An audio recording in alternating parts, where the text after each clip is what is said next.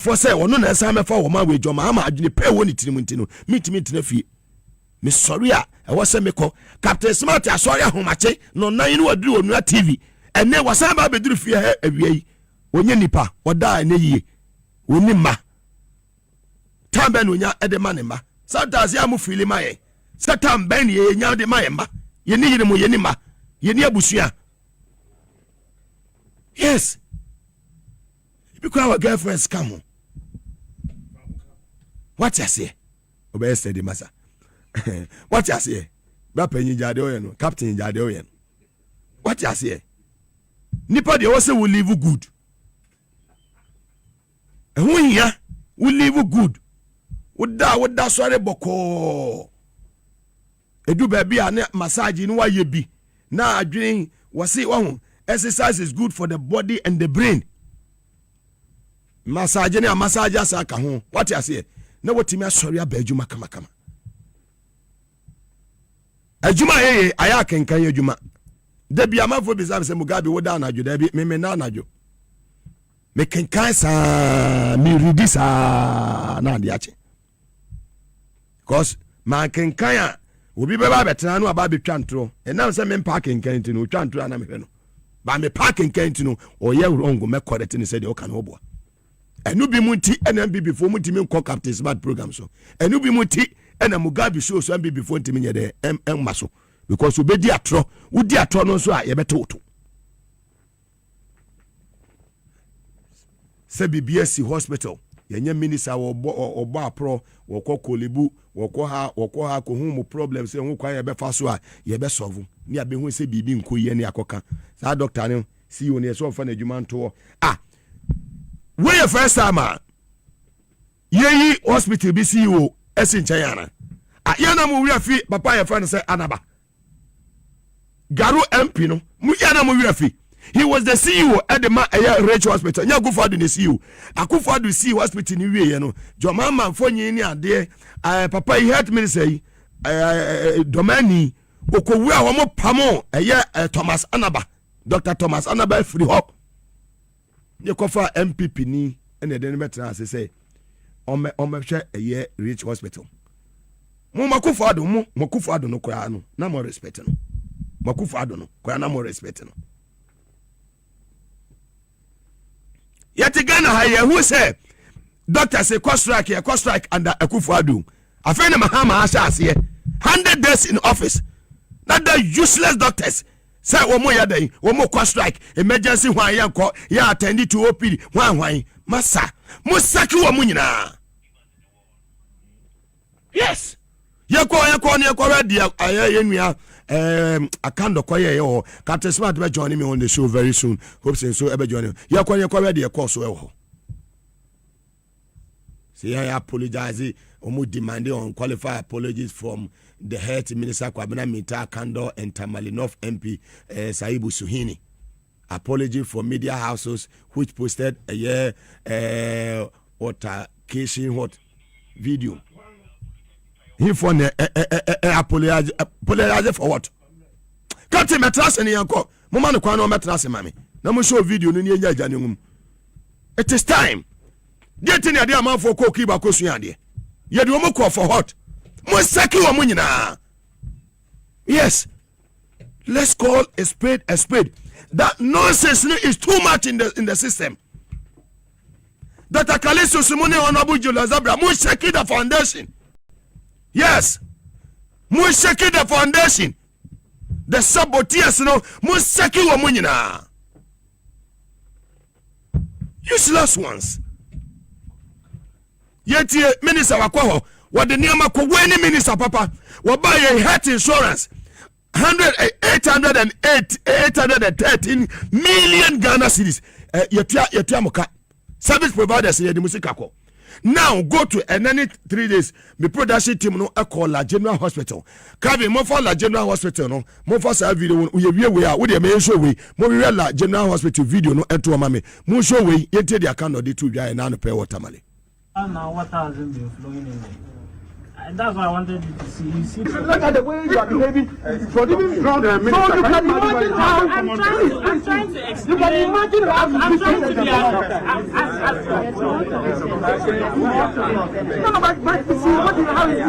how can you behave like this? So it means that you do waste things here. It means that you do waste things here. Boss, please. Honorable, please. I mean, even what about serious? Look at how you are. He uses his money to There's a save problem patients' here. lives. So if a commoner comes here, can you imagine what he will? How can somebody talk to this man here? How will he be able to communicate with people here? Civilian comes here. How will he deal with it? That's a problem. Told me that there's one here and there's a staff. The staff also have one here, and that's why you brought me here to come and see. Yes. Is that not the point? Meanwhile, it's not accessible to the patients. No, it's only accessible when the taps open. So That's the situation. So for a while now, water hasn't been flowing in there. And that's why I wanted you to see. You see that there are sachets. People enter there and they use sachet water and then just dump it there. And that's the situation. at least, even if it is not being used, you can clean the place and lock it. There's no water. No, you can clean the place and lock. There's no water to scrub the place. You don't have water to do anything. You can make arrangement for the gallon, tankers, yes. the tankers to bring water, and so you don't have that arrangement. Dr. T, you are telling me that you can't have water for this place to run this facility. No, we get yes. This is Dr. Valentine. He's the HOD of the emergency. And one night, we didn't have water in the emergency, and he himself got them to get the yellow barrels to come and bring water for the nurses to work. So, at our level, sometimes my HOD does his best. Yes, Doc, I agree. And I'm the first person to admit that there are challenges with respect to water in Tamale. But that's why you're a leader here, that's why you're a CEO here. Not until we resolve the issue completely. I've been on the committee for a very long time. And we have always been talking about this. And we think, we know that you have a way of providing water for the facility until we solve the issue permanently. And that is what you have been briefing us. We know that the Tamale water challenge goes beyond the facility. It's well known in the country and all that. But you cannot tell me that, because if you are not very careful, people come here and pick the diseases from here and go home. That's what it is. And you know, you're a medical doctor. Yes, sir. So they will come here because there's no water. The person is sick. He comes here and picks the disease and he goes with the disease. Very well. It's where I will be a 1 year fear, 30 years. Ye. I can't do now copy you, and yes, be a ubina a becatino. Now, would di ya say in soon electricity ni petty me I ashe no. Abba. I'm a nipa 30 years. Wapre no. And then pay. Papa ko situation or hospital one. What you mean about no more than I could do equipments near the amomo and non pay afraid doctors and say, Monsambra may yuma. Ye hear your course. Hospital equipment ya or the call mo hair and tea. When you know a year and near ma and nay, what you mean I could donate a day ama a year hospital now. See you now know how I want to me ma young friends so Emma Hospital 1 day. Udu our canca seja in tough for minianum for you go. So what I say, minianum for you go. A woman near ma health minister and pay what the aqua could do what the aqua a year Tamale teaching a year hospital. Way any free say, sir, and before now, multi social media, mu ye de moon penyans a means ya didn't a moyen. Where are Memo Papa? Where your president, Papa, health minister, Papa. What you say? Where's a Kiasawo, Abasubi Kwa, or buy won't tell you, so when you're 2 months a cry. I'm not what can only deputy Kurao, head you up a payable. Yamishra Wati Yamishra, honorable Minta Kando, Yanko Ponshira no one yokese, or Brennan Wasi. I feel more for me, Bosume, me and son, 100 days. La General Hospital now, our president phone, Ububu Yen, President Papa, and Captain Wahun La General Hospital, your mama 3 months, maybe our pejadia do enono. When you for in Anagana for her, La General Hospital is a crown and another, your own villas, 3 months, 100 days in office. A Juma shall see 24 hours, Jumano, woman pound, will be a name will be a one ha. Mokan say beach road on the Swahre, and a down hospital in ye one captain pay you anyway be o maduro no 3 months we be atra so 8 years what timesi ba kokora na mo ye doctors ya post mo de moko madam ho MPP doctors e na mo hwa ma amanfo ewu because isrimfo omumu ye ntwe na ntwe kina me se ye be pamo mu nyina without fear or favor ma me nua Captain Smart akwaba afi asana me de mako victory captain bia boko there that's it ya no bia ho ye there obia ho ye ene na hotweda ene na hotweda thank you ena ye be ka ye CJ o kan CJ na ya kwa ye nua wa Adom FM enye CJ Chief Justice fantastic ye be ka na semo ha CJ obi enyi na di obi an suspended no CJ wa that's what Adom FM me share no obi akotro Facebook CJ you see your smoothness level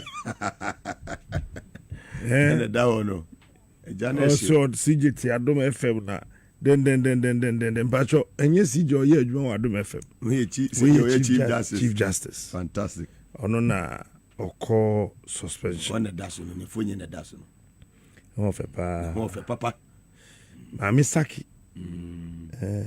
Saki umuna na nanim nyefe oh so bia new assassin so umuna na nanim yefe bana na do umuna na nanim ye kama enemy nim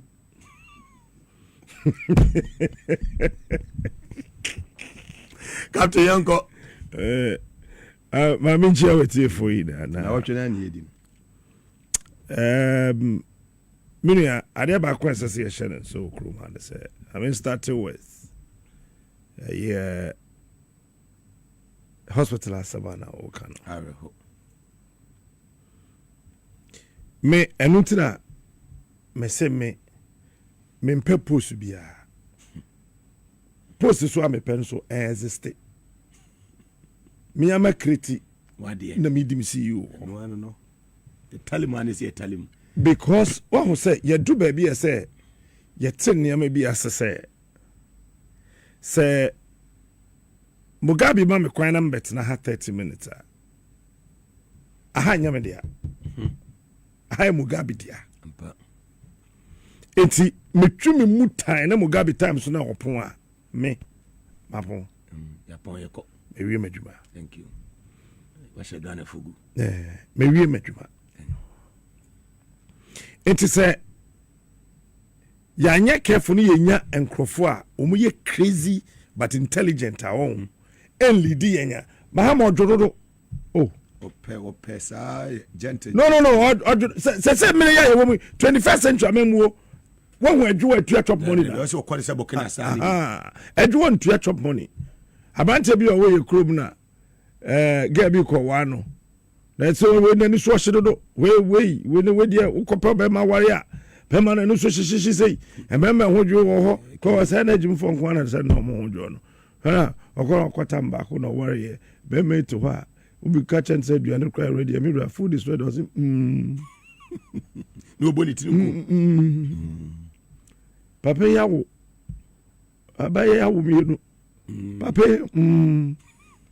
on your school fees pede na hojo hey yaw don't just school fees I say no dey bunim na dia na ni so ohye na ye say ono na ni so ohye dodo no onye papa no say mo sa no waware ne mma na ko school papa bibia ye fine I say na ge no ko hold ne papa o so wadi mabro no so ye pede ne hojo ama wo na ge ne ka kire ne papa say nye de adwo bia na ye de mo de makotum yamma President John Dramani Mahama ntene ho asese baby Ghana na do ne yemfa dwo embu so man we gentle too much o person ye diplomata abrofo no besra no ana otukwan ya onye diplomat ba krowem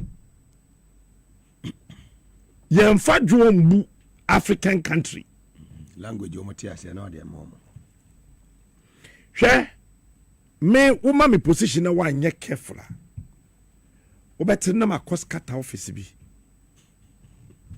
bese japa no we must be real oh eno ne ade a ye nye real nti bo say ye bibia nye papa Gentleness no does. Say primary ya woman. President Ben Pana ebo na ni chair Putin. Trump. Why na chair Trump? Ibrahim Traore. Ken Starmer. Our UK. Me din what you say. Ken it say dark. And the Starmer it say star. Into a dark star. Ni din it say no. Shadi or the year Prince Charles was a King Charles. Shadi or the year no. Or say King Charles the hospital bills no do no. Be when you cancer no. Oh, wo ye prime minister o. Yeah, we know. Wo prime minister. I say Prince Charles who can do. Wo prime minister. What say can I hear to mark a King Charles? Queen Elizabeth back. The back King Charles no. Also hospital bills no. And also to amo here no monteso. Samaba. Yeah, besides so do you want him to die? I said that is not what I'm saying. Reduce the bill. But what I'm saying is that the medical bills are becoming too much. Eti okeka kwa pania wo. Yetimu pania ba ko nya meje nko afan. Wanje wa wo na wo kro no. Benka say yenye sa. But you see, we a leader. Ese se wo hwe emre bia waduru so. Ene said ye lead ya de. But last week kan e waye. One, there be member president so kra o. Mindru ho kra. Afa na mafrin kan aka kan malande wa Tamale. Sese ya me no ka say. Wo hwem pa Africa pe. Ene se obi sheda em obi wu e wo hospital a yenya ne hwe. Didn't see abra enyumtu ya no America yi. The doctor prescribe Michael Jackson. Okojel. The doctor need no to. Okay. When him abranti e friend Koda ya no to nyum. Yesu yenkwa bodo da yenkwa bodo. Eye dura ye de man no kunu. The doctor ni nam ho. Oh, na bo so for be kan. Ono akura kan yanso oh. Eduro na o yare na ye de man no. Na nye no ne yare no ho eduro ne ye de man no. Wrong prescription. Enti time na wo hu say o mama no wrong prescription no. Na ye late. Tim se ko da wu. Dudu na fasa akuwo. Yakum Koda. Menkai na busu for ya, but Koda is dead and gone. But you see, as usual of us. Na preventable. Oh, eye nyame na dema. Bohu nyame na oje. Enunti no bebia ade no edro no. Esese yehu no se utwede ampo nyame a odi ye nyina ba asase so ye muslima na won hye fugu echo na so ami la ila ala yakawo na yakane sa ni yeje no ala yakawo onye dwuma wo yi XYZ eno sa ne de ne kwa omo say la ila la Muhammadu Rasulullah seru ala ilala yakun awie o Muhammadu Rasulullah yakun awie eno sa ne kwa no nye obi udi mu a yakun awie yakun awie just like that. But say omai bia sabe mu mpanifo dwen a wo hospital dey your autopsy ni wi a ehu di kunwa yes sign investigate if as a result of medical negligence ene kunwa awurade nyankopon a compensation sikabum ye twam abusua but not in God. Ena wo no so a wo ye ma nipa no wu ye no wo asem mo ne po hwe awo ka me yere e wa America ene ko na o ma kire bibia say ye be ye surgery wo mu CS ne bi ne edan bia ye pia no kosim na me ka say ho ye reception ni pe ho na ma adwuma edan no mu kakraka ntimi ka say wo ye adwuma ho na ma ne ye pia no kosim finfin me wo ho sa na obi abemi adan ho pe na bibia pia ba na obi de sa wo ha kwen na bibia twe fi wiem na obi awo ho ha kwen na bibia beda ho obi awo ha pe na we aba oh obi ha na nato so na me fa me from say can I video say yes I'm say okay. Odo, come closer. Can you just start talking? Just talk to her. So I feel me share me gaga abakakra. Me so you who abruchama me. I'm say can I kiss her? Say yes, so you can kiss her. Oh yeah. To be oh bra. To be ah krokro no. Oh that be sala my movies here be hu de omo ye. Usia. Hey, me na kan ye. Brody no mbo san dan na case dey o de be ma ho. Ati bi sa. And we share the process now. One, Smooth. equipment no wo. Medical equipment no e wo. And I want to say ohia bibia ye adwuma na won fa ma ya obekasa. Yen ya hai no one. And then asem we mi chem miensa. One. Medical equipment ni ho a. Eti party bi aba power. Open nipa be ni CEO e Kolebu. Nipa be ni CEO e Konfanoche. Party foforo ba open nipa be ni CEO e Rage. Nipa be ni CEO e Tamale Hospital. Said be ya equipment na wo de ye adwuma ni ho so krampa. Ese ben kasa. Eti sa Tamale Teaching Hospital papa yi. Watena nsuo problem no ho one. Watena hospital toilet facility enya adwuma 2. Teaching hospital. Watena hospital ukodunsa utreska 3. Watena ho 8 years. So he thinks that in few what kura no na wo aha somebody nani 3 months na be dedi. So normal. I mean why must you talk? Yet hospital in so bad ntidan so kan wugu aban na nima se hwe ka kire ni sifo no omo ye bi mebo yen se mama ye ya omebo mo sem se gra Ebe fa ye wo. omebo mo omebo mo se me se ombe dan Pentecost 4 by force mebo mo se madam moja se niema ye de ye adwuma ni ni ho a kasa Ye famra de on say see you no ono ne politics in any here no. But next person no one echi no kan yan sesem check mintaka no. So the equipment no. Fantastic. Just akwana nka ke mintaka no. Amamu problems. Ye do baby a esese ye mra. Sese ye yetewe. Se judge bi yetewe sese ye. Se obi ye judge. Na yesi we bu aten. Na aten na judge na bu no. Se ewo district court na wembu ni yi a ye man so the case no ekọ security court security court embu ni yi a ye de call high court embu ni yi a ekọ court of appeal appeals court embu ni yi a ekọ supreme court kro ma anya yi a ye sa so ye review ba se nurse bi wo pan ye sesi ama onan ho no ye twa ye de ne kwan asa ani ye judge o Ghana had it. okay drive any two car that's why we are petition na car na pempran na okum nipa na so wanwu a posi fortune ye da ko gina de kem Processing. a charge no with murder okum nipa ni ye de na tum se doctor be negligence e mo bi wu a ono ye ndan E wo Ghana ha. wo Ghana eno ye ndan Menkaya manfo ya o. Wonim ye nua kofori. oh Ne yire kwa awo so.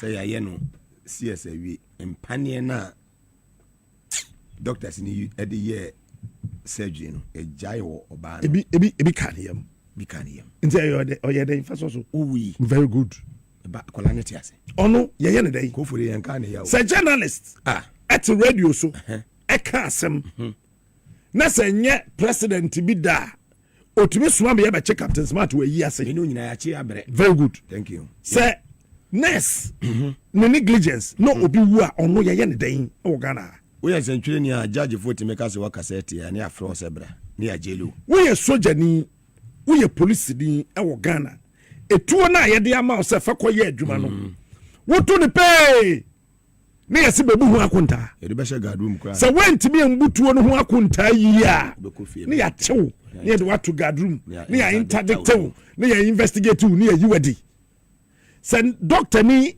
ne negligence ɛma obi wu a ɛwɔ Ghana ha ɔno yɛ ndan Me say mama on example me say oba no ye Ghana ni ye friend Gloria we ye adwuma ɛwɔ Guys and St Thomas Hospital ɛwɔ Westminster ɛwɔ London ofidi ne ba koko ɛna ɔde ma akwada na koko no trama akwada no ɛma akwada no yɛ den ewi nti omu ɛyɛ saa we no post otim no mu hu ne say koko na ku no kwa na de koko ma no ne maame udem thank you okɔ jail sɛsɛ ya yɛte ha yi ne obi ayɛ nurse no so asan agye ne wo de TV yɛ bɔ yenim hayi ekoma obi a osese TV na o se TV no enso na o de koi ba screen no ewo ho wo be kore na TV no so na screen na dwa na akwa ne se onye wo de ne koma posifo a polisifo be ba be che no e de na ko ka kire se o de ba na screen ye ba mi busa wo se doctor bi nurse bi the negligence obi wu a ono ye ne den this notwithstanding say you are doctor for papa wagara omo kwa outside omo tibe inside no womo ye were doctors nurses midwives ye were health professionals papa e kuruma yenim bebre refined doctors rebo money omo no womo ho but ebinum wo ho a hwe papa ya womo regain license fi ni nsam say oyiyi ema omafu ya kese ya yesu obi ko wu on ho se den mu nsami 2-3 years ago very good se ya me no kase ye won krofo bebre gu ademu a nurse bi pane ode wo no ne to aho no ne nan aho no atum me ye twa nan yesi ya won pane boni pane no ya mfa nwo baabi a esese ye de wo hwe madam for police ni baako enam santi okọ retirement by force untumi make us a positive a inimuni ni se ya me no kase ot western region ot takrade e bi kura no hwe wakọ hospital say wonya malaria ena yesi ya be wono artesunate amodiaquine queen na yamane diclofenac aka ho artesunate bliss farm na deba na okwa na wakọ no nom enuro kakra no so aguso mane ho ato no kewo se nurse no so fi club na ba yo so free hin na ba yo eno an se otampane no police ni etodwe o se baby o de pane ne si no eye me yadodo wa me yadodo ngmo no o se atu akwese baby no de awo baby foforo baby o de pane ya wo second time eye me yadodo na post ni so na usuro pane ya wo no wayi no de awo the third dinewu ene ontimi nante ne nan ba akoso post ni yes also on nantifrifie na ko or nantifrifie na ko ya render hopeless ya won disable say ya mana ya disable prekope enti yeni doctors bebre nti na yeni nurses bebre nti say obi yes am from so na yenja ne kwa na hwe obi baba wadi 30 years when yin say bosome nkono yin say mu amane hunu sa wonda pemfo achi da no pe na meka sa wada pemfo achi da en nabi eni wa eya chense pemfo da wachi sa pemfo da wachi a omu fi 7 months ekono na sa wona na dakata kura obeda na beda woni ntimi nkum na abaya na do that stage 30 years na ya hwe ne say yesin suo eni ho okay no problem the time na ya de ne ko theater ho no munim se nsuo ni ho say yensuo a eni ho nti ena ma ne wu ya time na mo de ne ko na nsuo ho time na mo de ne ko no na nsuo no wo ho ena sa kwam oxygen ne keka ho okay yesin na kane ni ho na time na mo de ne ko theater no na kane wo ho ena mo dum ni time mo ye oba ne surgery na the answer is no ade say yesinti obi pe baby de ade na kohye sada be ya ono te say de Adam de ye Eve no Yakopon ade nde nyame o metemma bi oba na obo ne ka me ho na Eve so say hey masa Yakopon enyame o eyo wona enyo bi amfa nhye no because wo pra na beduru aban so a aban ni obi o de be hye no asa nti aban ni owo no woni obi o de be hye no abaya 30 years yekeka ne ho fe no semni abaya wakunu just like that and that yeka na nkrofo bi tie che say dan say ye CEO na di nti mpacho omo letter bi na wo kan no me nsa betimi aka indefinite way no the omo demand no me pese me Kevin mo san fan to sa letter no say sa o mo de na number 1 indefinite suspension of all emergency and outpatient services obi a wan ko bia yen di look hwe ma catch us say yeduru ba bia ho what kind roll is the time then the see man ko fa Cuba doctors and nurses back say yeah strike yeah okay we crowd the strike o what to kuromu a sekane adum a na wo say yen ko hwehwe energy minister senso ma yen ko hwehwe water resources minister so what to kurom na school edan ebu a wo say yen ko education minister what Ghana ha dun so ba na wo hwehwe president but wunua ba wadamfo obi ba obi yire obi maame akọ hospital akọ wu na yesisi wonu mfi ho na nipa foforo mra na yehwe na adwuma ne nkwaso a wo se wo kọ was suspended really demonstration oh sir okay kwabra mi ntaka no ni tirimu ye Joba Hama Ojo Mugabi, can you do this under Akufo-Addo? Very good. Quick. That is one thing. And Akufo-Addo man fa hundi. Obeji wadi. Ah, oka so ni sikanti on tua nurses allowance. Oka che kwa mamenu. Kwa mamenu tumi tua ai. Kono fa to tumi tua ai. So man tua. Then see here. Aha. Oh. Teacher training allowance. Oka se sikanti ho. Me du tum pre ho so be kwa kotua. Edu tum on tua BBC. Na nipa wu na ye ka e before ye nwene nipa nkwa ho anope na me ka me wo tama me wo Fox no station back wo kuma say na accident asi reporter no ye azero bus no VIP no kase de bia de fa 52 no na sprinter no so de fa 32 car no bom no nipa mienu pe nyame adom nipa mienu pe na ewu. If he presented an interview reporter, I know say, nipa me nipa de uso so na wa ya. Bas if nipa 52, sprinter nipa 32, me nipa ewu no. Sada yete okurum ha. We don't value human life. Enkwa nhyeda anya de a ehia ye. Nti wawu a mani wu pacho ma me letter ne bium. O ma de ne bium. Om say avanto so mo say so ma. Om say hwe inpatient care shall continue for our clients currently on admission. Teaching hospital was something you say, one more hot that other day. On my show, na for na all bad. Me bomb pie said doctors and nurses yesterday no be into country. No, I heard on me. What was I near the Oyaba? What was I near the Ukunaba? What was I near the Omamiaba? Drive any driving careless there, post functional. But a whole facility, teaching hospital, penny or dano, eya de enye de mayenka. Last one almost said a apology from the media houses. Nonsense.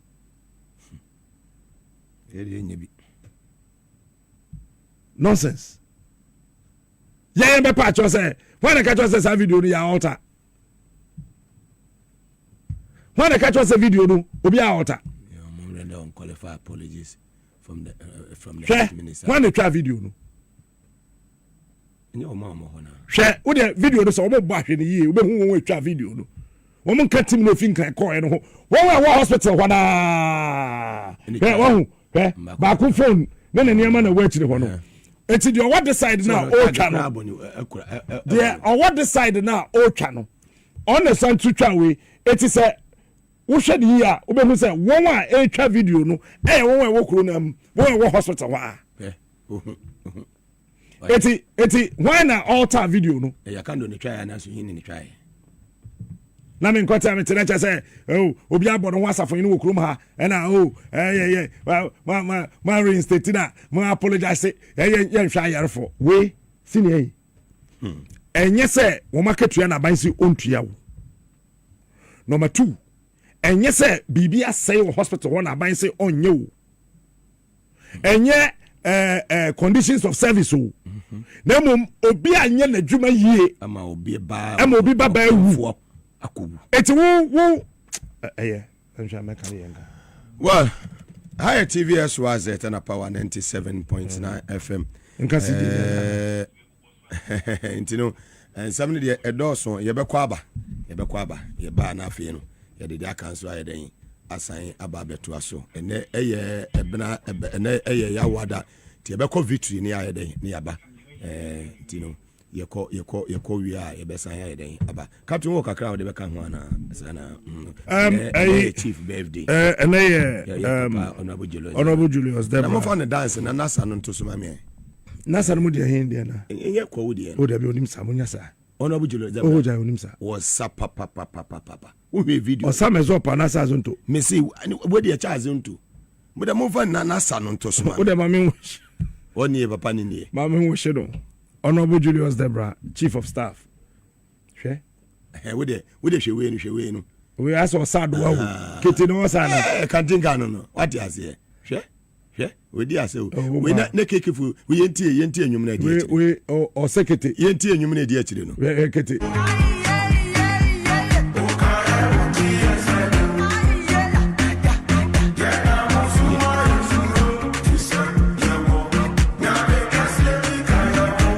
Beras What you say kwa so pe kwa nyum pa pa kwa fo nyum oye champion can take anyam sha Honorable Julius Debra happy birthday afei ma me wo hye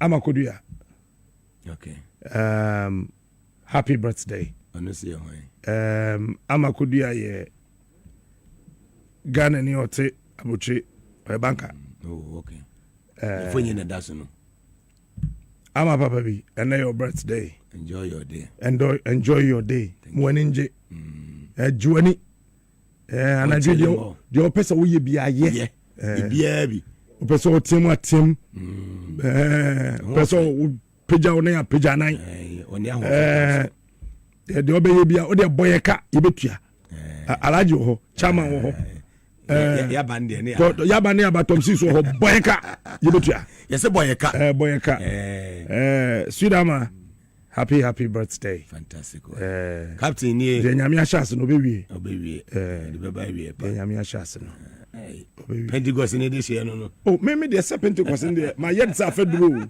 free me ho anye yie free me ho anye yie that's well but that's the captain enche hopes in super johnny na medie no bibia kama ye de abobo so sa e de ama ene ya wada epo bosome ne deto so aduonu na ye ofimpimi no ene aduonu enum sa fe na wode wafili na to high TVS wise etana power 97.9 FM posifu amowo eye kwabenya fo nyina mpanifo taifa ho mpanifo amowo ho superintendent eye dompre superintendent dompre champion dompre commander ho nyamishao oni otu IC ASP eye akomapa ASP akomapa oba hema akomapa yebo mo nyina baso monkoso mo adwuma papa saa kwabenya posifo wo ni bedua mu no entimi mu modene se Ghana victory garlic messe free doctor safe ni aba yeah afeni ebe kan cafe afeni ebe na wotwe dan all right na wotwe mu sen na ne catch president say sere no ma me no on suspend no na che and na ya betra ha na wotwe ma me no ya suspend no ti e bona baso nya enkomo we na ye be bono ho enye se obi tan obi dabi someone say ma me ye fantini or the saki oso free ho enti obi antan obi a me so me ware fanti o good asam na ye kan wo ho enye criminality. I've said it and I want to repeat. Nobody under this sun can say that this honorable, noble, beautiful, intelligent woman is a criminal. Nobody can ever say that. Me sitting here, I can't even say that. What we are talking about, borders on misconduct. And in our professional life, irrespective of who you think you are, at one point in your professional life, you may misconduct yourself. When you misconduct yourself and the process is rolled, allow the process to go on. When you are found guilty of that process, respectfully bow out. When you are found innocent of the process, you'll be reinstated. As someone here can Chief Justice on the Chief, and your misconduct as someone here can, young castle wa deep bonnet. SSA police coaching no, that's not what we're saying. And your misconduct. What we say, Chief Justice, Speaker of Parliament, any president. Sa nipa kase miensa we nyina no nipa hye wo mase. It is our Ghana 1992 constitution na. There were 2 arms of government. There were 3 arms of government. Judiciary. And o ma shada say central for no ye ka ho. Fourth estate of them. Me ngini. Cause any constitution there were 3 arms of government. A C. Yeah, there is a 4th estate. Ewo krubenzo. Estate ni mu de hina da so ma de na na say adenta estate na. Be na patase. Eti yemfa yen de no to ho. Na ye hwe the executive, legislature and the judiciary. Number 1. The president now or your leader of the executive arm of government he's always voted for.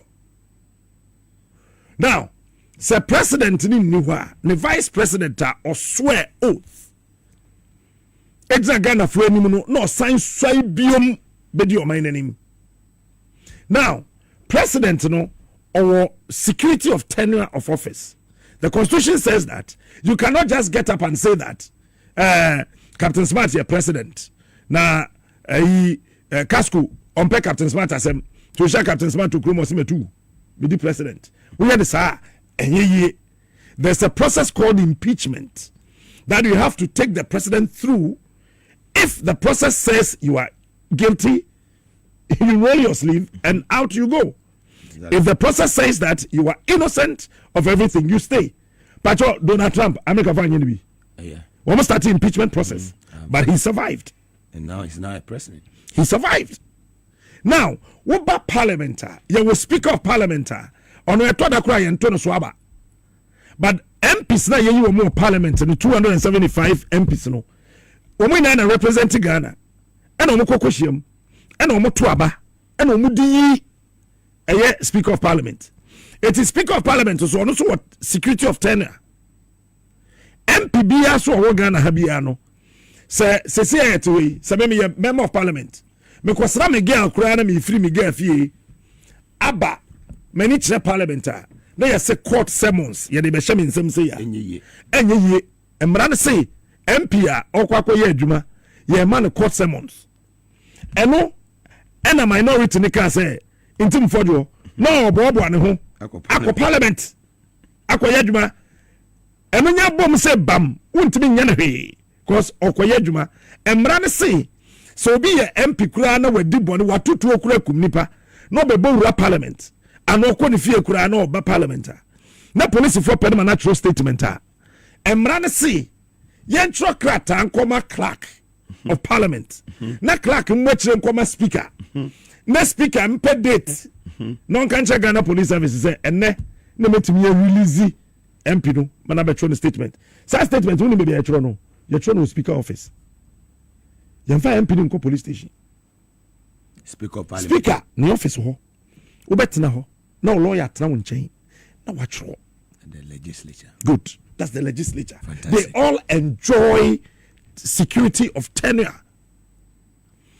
We are now about judiciary, led by the Chief Justice. Now watch this. Chief Justice Yantono Swaba. Appointino. No converting. Our parliament now, a Ghana for you na yetu abama woman, and a be approving no. All Supreme Court judges. All Supreme Court judges. Fantastic. So watch this. Chief Justice and so our security of tenure of office. Want to mean sorry putupru so we are president na wo ni dinti. We say mapamo debi yenya sa. And rather say as a soul go through a certain process. And so what to me eyidedi. Now watch this. Say Chief Justice be a tenure no. President or appointee no. Obetime the president awie eja wako. Because enye co-terminus. Eti President Kufuor na ball ye maame George Wood din. Ama na be Chief Justice mbwa. Yeah. Odiwe no say President Kufuor koy. Because George Wood any President Kufuor tenure of office no enye co-terminus. Eti George Wood stay office. And a President Kufuor koy. And a Professor Mills bae. Obaye no beto Georgina Theodora Wood. Ono no so ye adwuma. Professor Mills wuja no. Ema 2012 no kura ende ye. Major mama be winning elections. Georgina Wood wa ne Professor Mills anko because on Professor Mills womo tenure no enye co-terminus. Owie ye no obeto John Dramani Mahama. Ema Mahama lose 2016 elections. Kono wa ne John Mahama anko because womo tenure no enye co-terminus. But time be a Chief Justice uba misconduct you are saying that your tenure is co-terminus with the president who appointed you. So this time we are not talking about anything. We are talking about misconduct. Let's say this. Last week you buy me baby omo drafté Charlotte say letter na di na di. Jubilee House. Jubilee House baby ana proposal office wono. The office wa. Baby ana sa office no wono. A proposal kwetena mu no. E ho na omo drafté ta letter no.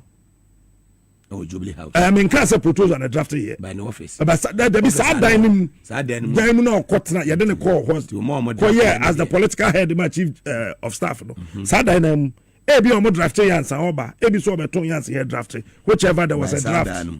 But I sa dan nim. And you did Charlotte say.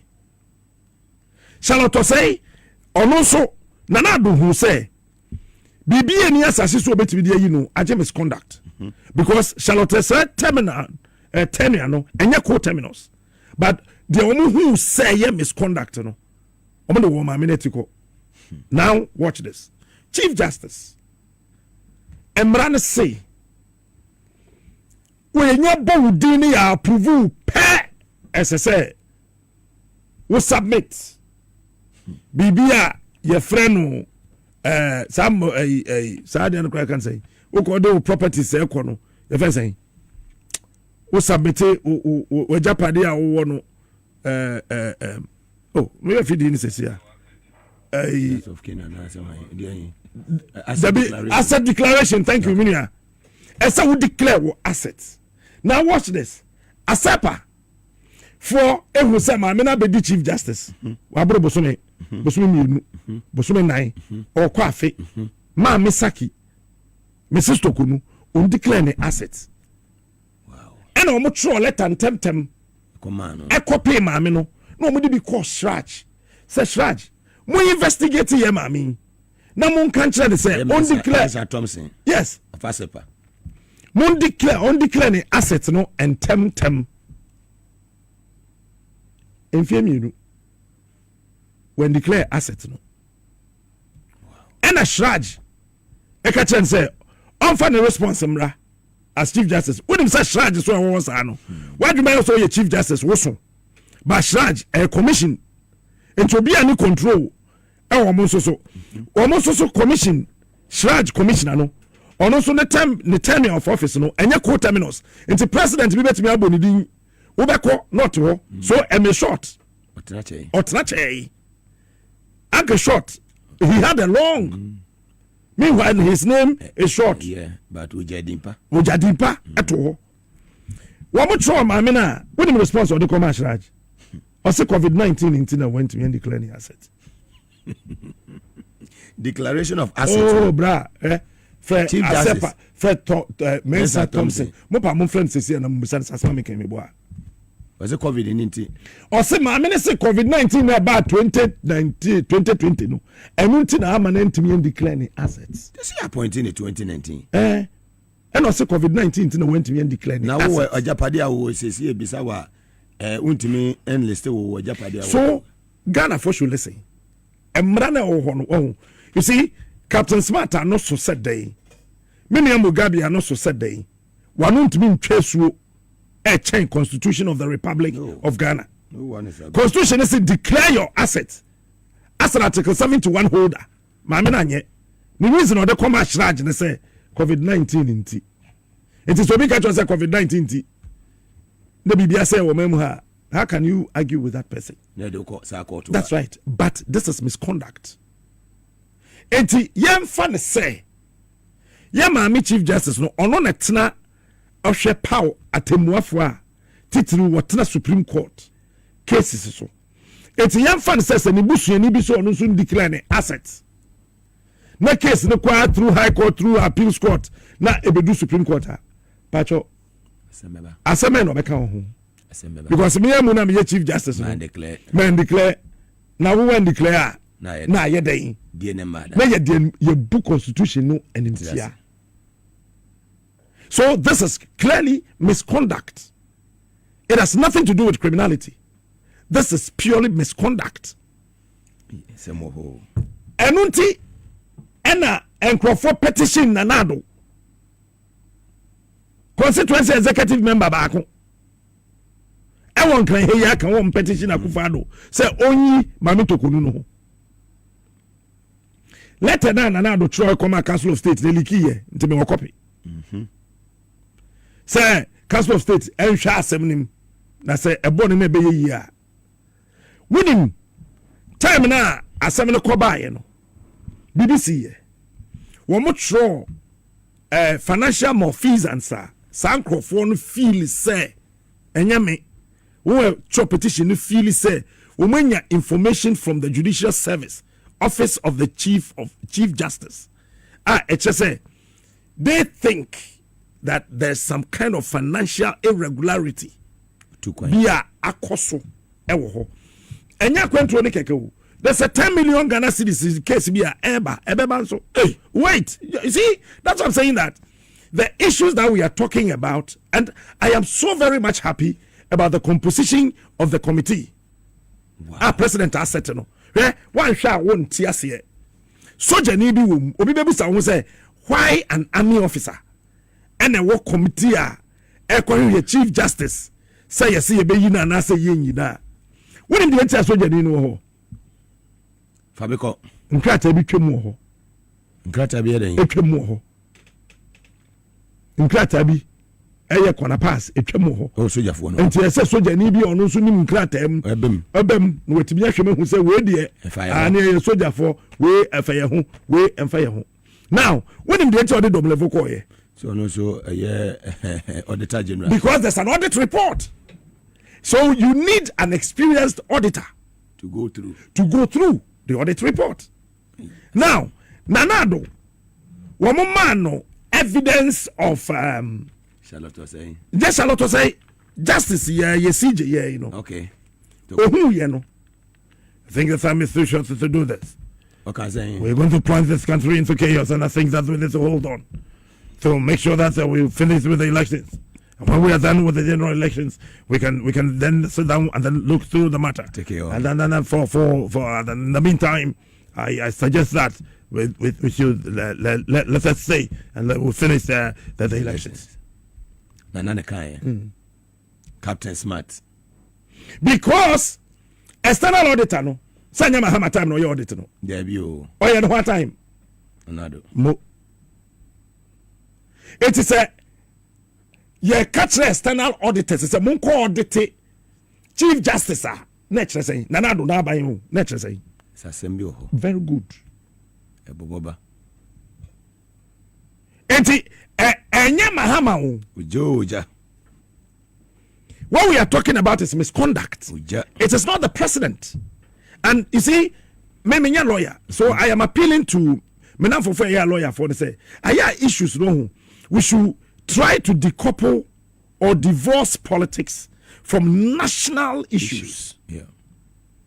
Very, very important. These things, a serious matter, law school for the best there. So, as I say, ye buy a seminum ye. Pacho, say Chief Justice Okunu. Very good. Husband. So, Oba. Very good. Pacho Nikunu, or a judge. Dabi. Okay.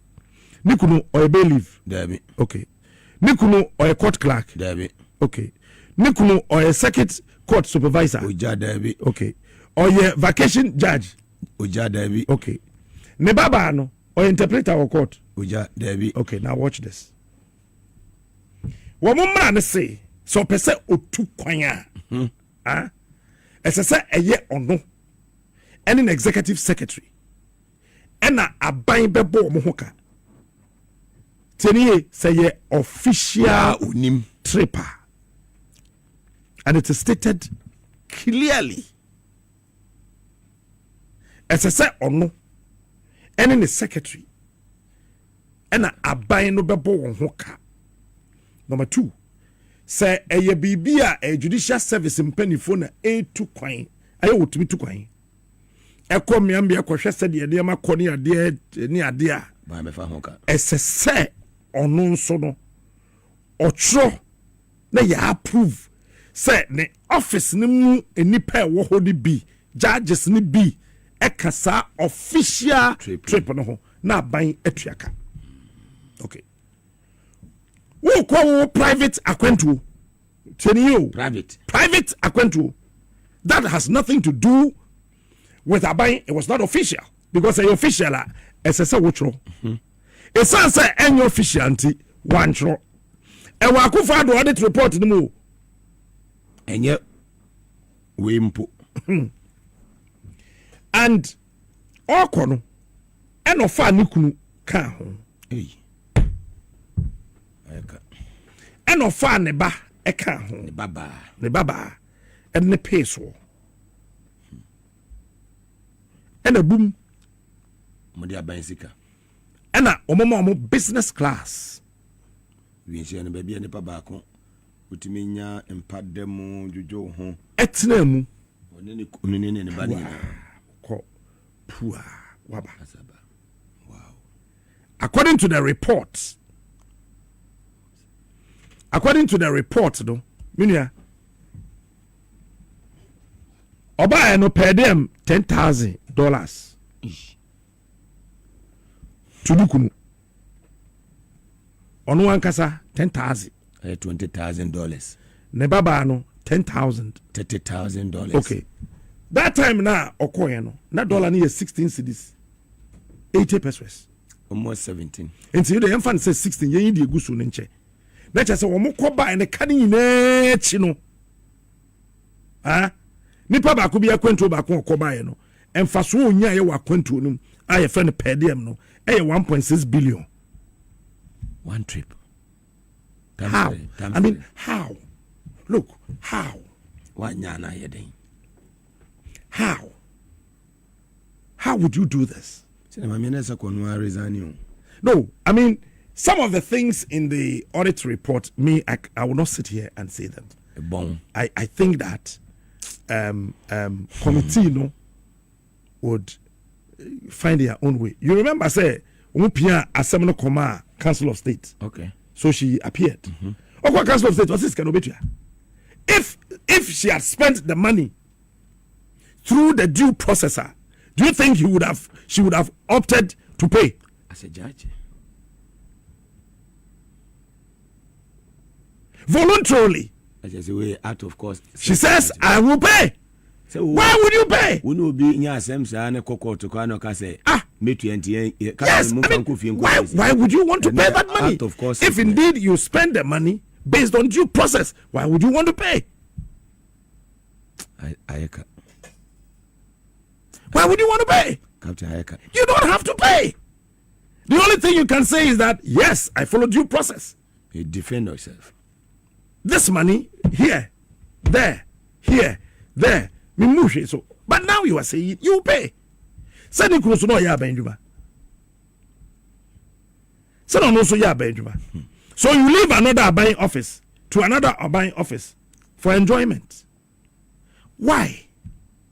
Do man abro. When him hwe ni nyina no etimi akoso because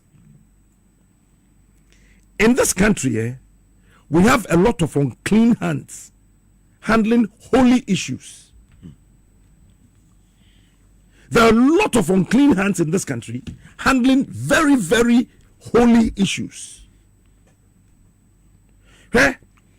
People were doing things in this country with total disregard. They had no respect for anybody. They thought that they own Ghana. They thought that as a Adiana Ekosubiano, somebody up there at the epoch is doing same. So if I do same, what is it? Let me just do that. DNBC. Yes, DNBC. So now watch this. Look at how or answer how you can just say that this person is a Ghanaian. Or say birth certificate. You mean you birth certificate. Am I kasa wo ye Ghanaian? Because birth certificate no. O ma mi din, ene o papa din, ene wo so. O papa ye Ghanaian, o ma mi ye Ghanaian. Me aya wo me no. Pacho me ye Morocco ni. I'm free to nation so. You see, so sometimes I feel that we should start wiping away the unclean hands holding some kind of holy issues in this country. Look at number 3. How this Speaker of Parliament and idea issues no echo here. Let me say this to you. A lot of people don't know. Now the friend between them. Ask her. I go find the so on the speaker then. Oh. Edu baby the night time. When was that night time? So defend the abai. And I was that night time. To the point to say case be abai the court be a odibim. Ma the then national security. Would I try me about before that nankophobia kasa our cabinet. Me about one more cabinet meeting no ma cabinet meeting no mo ya omufi mo ba ya kandapa ebe make his statement no sa cabinet meeting no ma was here to question. The old boy was angry, Nanado was angry at the meeting that some of the cases or no akura no hemo to use the way they did for. How did this happen? Somehow. Then a whole national security minister, listen, Uko America ne kase obi a chief security chief. The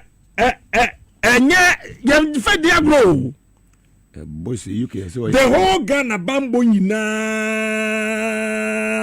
national security minister or 2 coordinators and the coordinators know 1 deputy each tinipa 4 so more security meeting national security meeting kanda party na do beche na ba omi atena ni nifa na kanda party na ni bonkum. This is kanda pa position Oba Bontin Beka say the judges no no kachire omampo the judges no no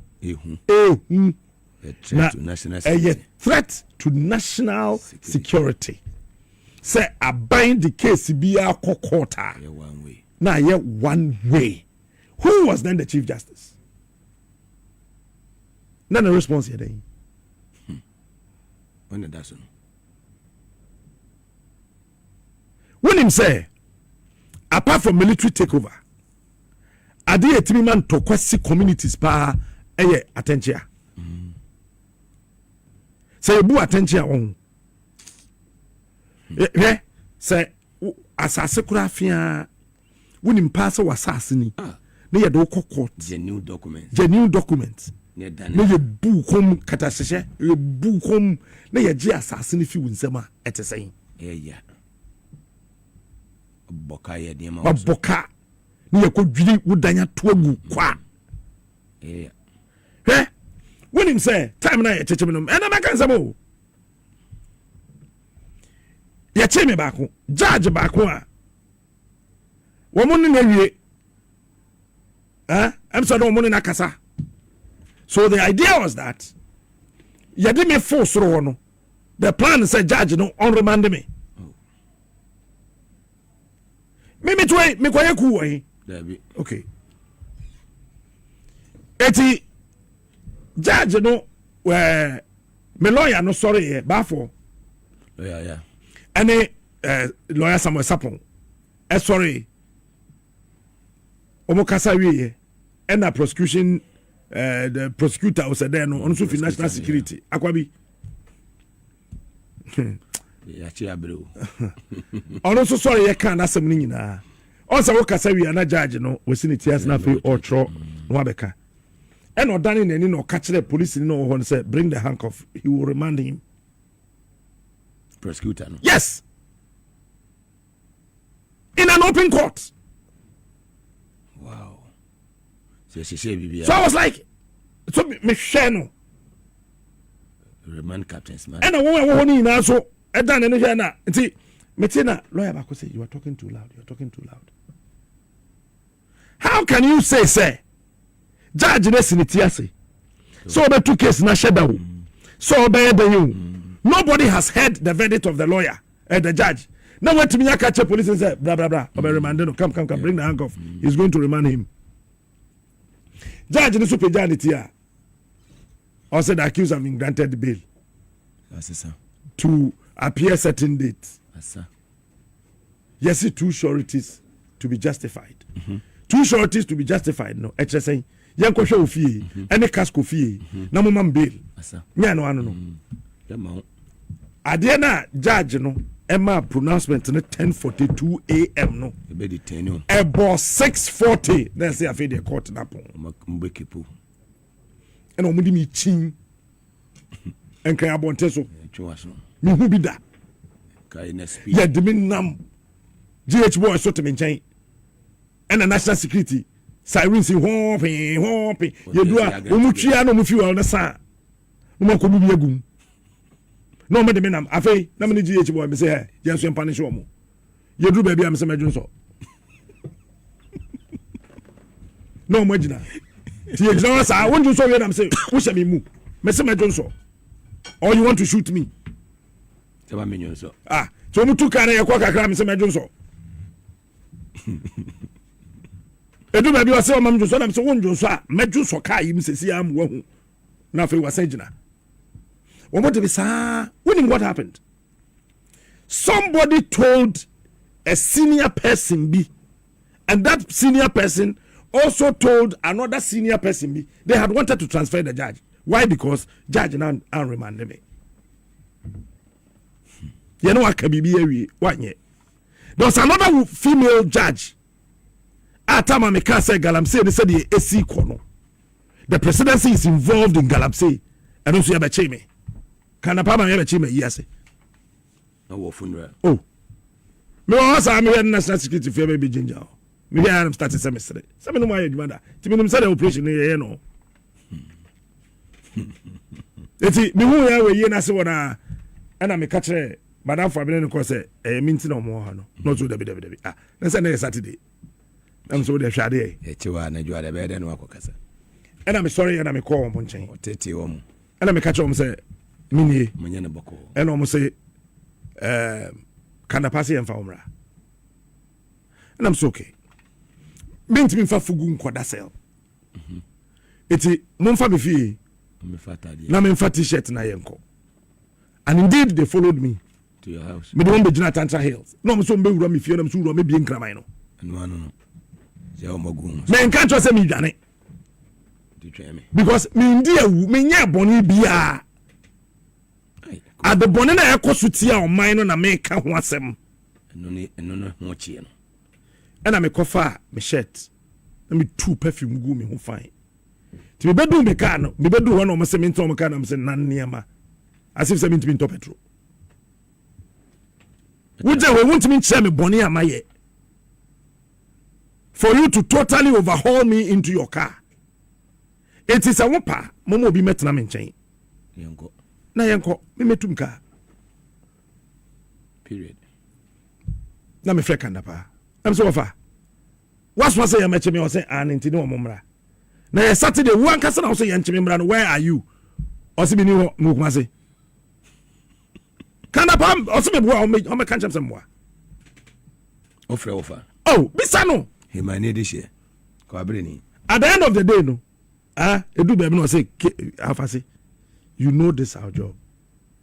The powers that be. The powers that be. I had no option than to instruct the guys to come and pick you. Senior, Saturday I actually me yesterday me national security. Imagine. Your mom was so pa. Any name police station. And I'm a car from Tantra to Nima. Police station be any hoje. You didn't buy Nima. I just wa ben. You didn't do one Nima commander and say Nima commander and say on Jimmy and then I demand a court transfer no. Because they are Chemi Santi, say CaptainSmart to China from police be with dear Semper. Yes, I didn't came. Papa, Medina. Allah. You come Medina, almost Medina sells so I am from Tantra to Medina. And I feel sanity there. You came with Tessa. Sanity there. I'm going to make my 7. Hey, Osuha baby. It's a baby, police be shy baby. There will be a hospital be one. Cantonment then. It's a cantonment that's a warfare. And watch that baby. And I know so. You could change our side and you know, Mrs. Sanity there. Young National Security for officer. Near Kopaki. Chief. Yes, see. And I'm going to say, Ade. My head dang. I'm going to say, I feel the young Conamin cultural statement. Only maybe I'm time with them. I'm saying to me coffee. Na me kodai. Oh. Edwada mapo adwuma. Ne mu say maya bi ne nam ho nam say maya we mu. Omo ye no ma maya ho abehwehwe me. Eye mintia. Na me ko ba ko na me ka cha say me na wo hwehwe ba say wunim na wo get too close and me do nyame. Moja be nwunu. Oh captain, you have to take it easy. You know we are doing our job so you have confirmed. So you are from the national security. Chemi. Wow. And on the twa mu ko ye. Thursday Mapu Ejuma Rambo style of arrest. Jubilee House in Chain, when him say you cannot arrest anybody less than 200 meters from the presidency at gunpoint. You are not supposed to do that. It's tantamount to coup d'etat because anybody around can also hold a weapon and fire. What will happen to the president? And because these guys are party boys, they were not trained. They know nothing about national security. The architecture has been vandalized and it's been thrown out of joint. And your mom is so pa. Jubilee House in Chen Home wow. And you me call NI before no. Officer. It will. And Chakwana better card man or clock it to them, chief. My main can't say more inch will never make him. Guy and say, Debbie, you're sending me WhatsApp. I'm saying, look, let me tell you this. Maybe you think I'm CaptainSmart sitting on radio and TV. But there be a 2 day cut out minimum to change. Eti say 2 now. What car ni mu? Who beto? Toyota Fortuner glasses in now was so. What better na front where you two akroke who beto? Now be. I see oh there be na am say that's one meto there. And the fashion ho anya sami movie car no. Sami ka say no massa free room for CaptainSmart reinforcement to say dey. Ipa ba ko pe. Now about 18 of them wielding AK-47s and pistols. Now criticizing. It's a car be for Jubilee House ever. Now for who the air coso. Into say me am here dinam so no. Mamingum. No man me question. Me do what I'm say me kum meda. I'm say hey. I'm say me hey. Meda. Akonya na de ma me na me to mu na. That was your man na you know. Meda. What? And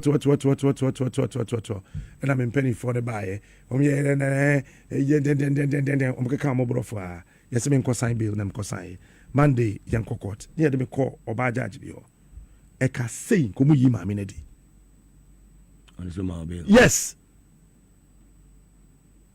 Yes, more. You see, this is the kind of judiciary I am talking about. But you'll be a vicarious liability. papa we na tebrofo me ko apam secondary school we man ko biom wachira de na sesi ya yeto wi se wo me ma betena ha ya me nya adwuma wa ha yi boso so anya ha na yetua meka wo papa ma no yi mika na men ka asem ya enya no koremfa obi hu one yebesiu me yebesiu wo as a host ni asesiu company no aka ho den tin yesiu company no na ma platform no it is a judge bi ya de a enya why ho ne yeko but you are asa yeah chief justice wo na say chief justice na mu ne misconduct no ho a asa afei asem ni si a ye de kwan bia bi asa ho it's na MPP from penifo ni kro yim na kanda pa ka say the way aban ADB mu court bebrebe no a threat to national security Kocaine judges MPP before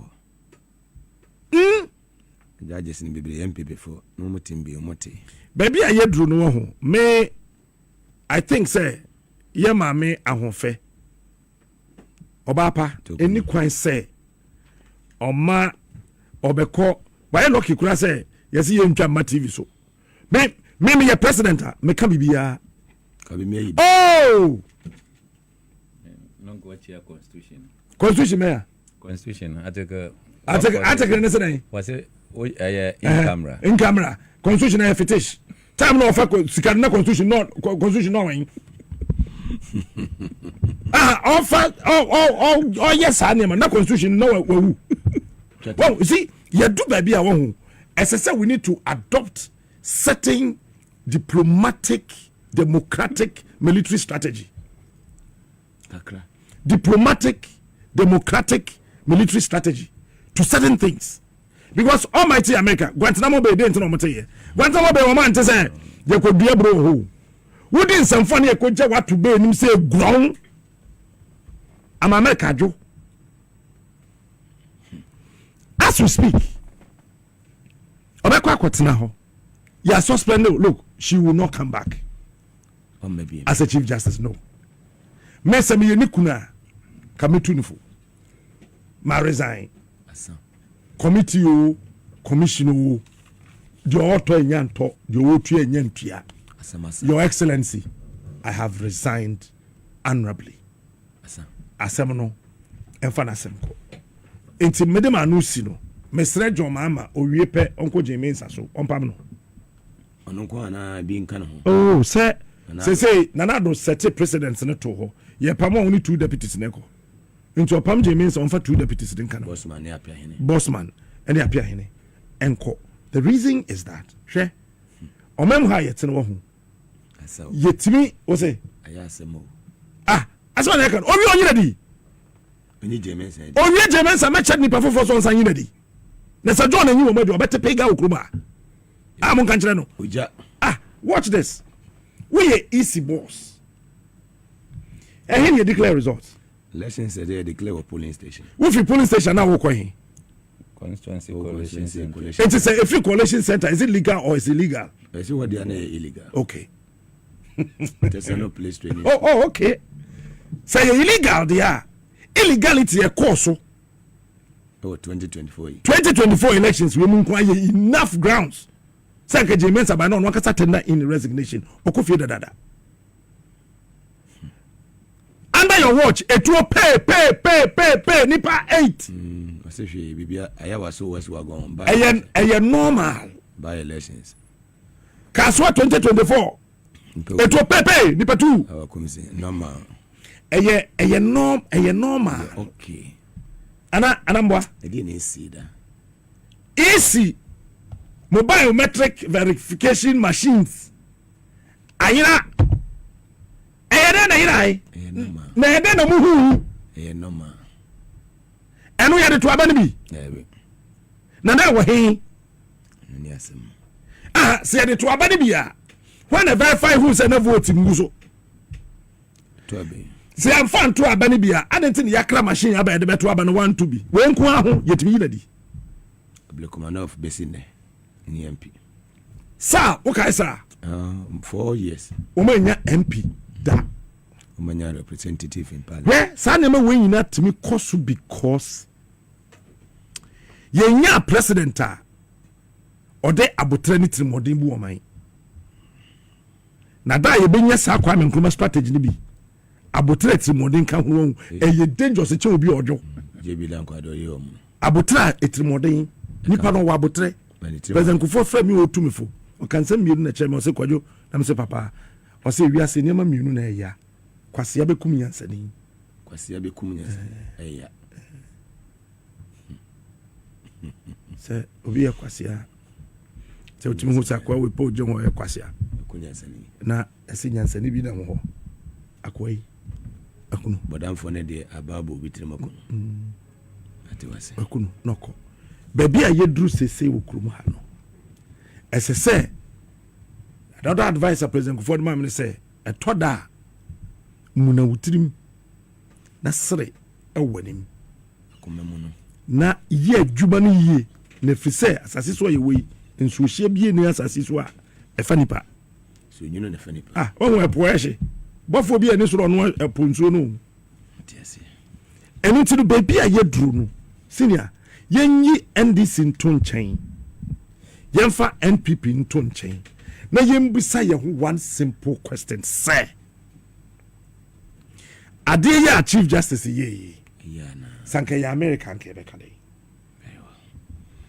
odi mesiwa odi sia Madam Inua, CaptainSmart ase from Onua TV hosting Adoyen so at live on TV SYZ and also on Power 97.9 FM. Yavas like I say from Medimosis Clinic and Eba Center Madam Makan bi ne edwumedie ebre. Omo ne de medical capsules e de aba edwaso nipadua no moja betimi edi nipadua no mafusa ne ye bro ne beka say blood circulation na che say e medical capsules ni bi na wo say wunya bobo e ma no pebi na ntumi emwa na boost the immune system no na niam antumi konkan ema prostate na tete wo menua be ma sexual weakness 9143 yes October 2012 to December 2019 wow ana Nana Akufo-Addo ema no so from appeals court I didn't call the Supreme Court wow on so 2019 yeah 2019 well but to be more Supreme Court that's right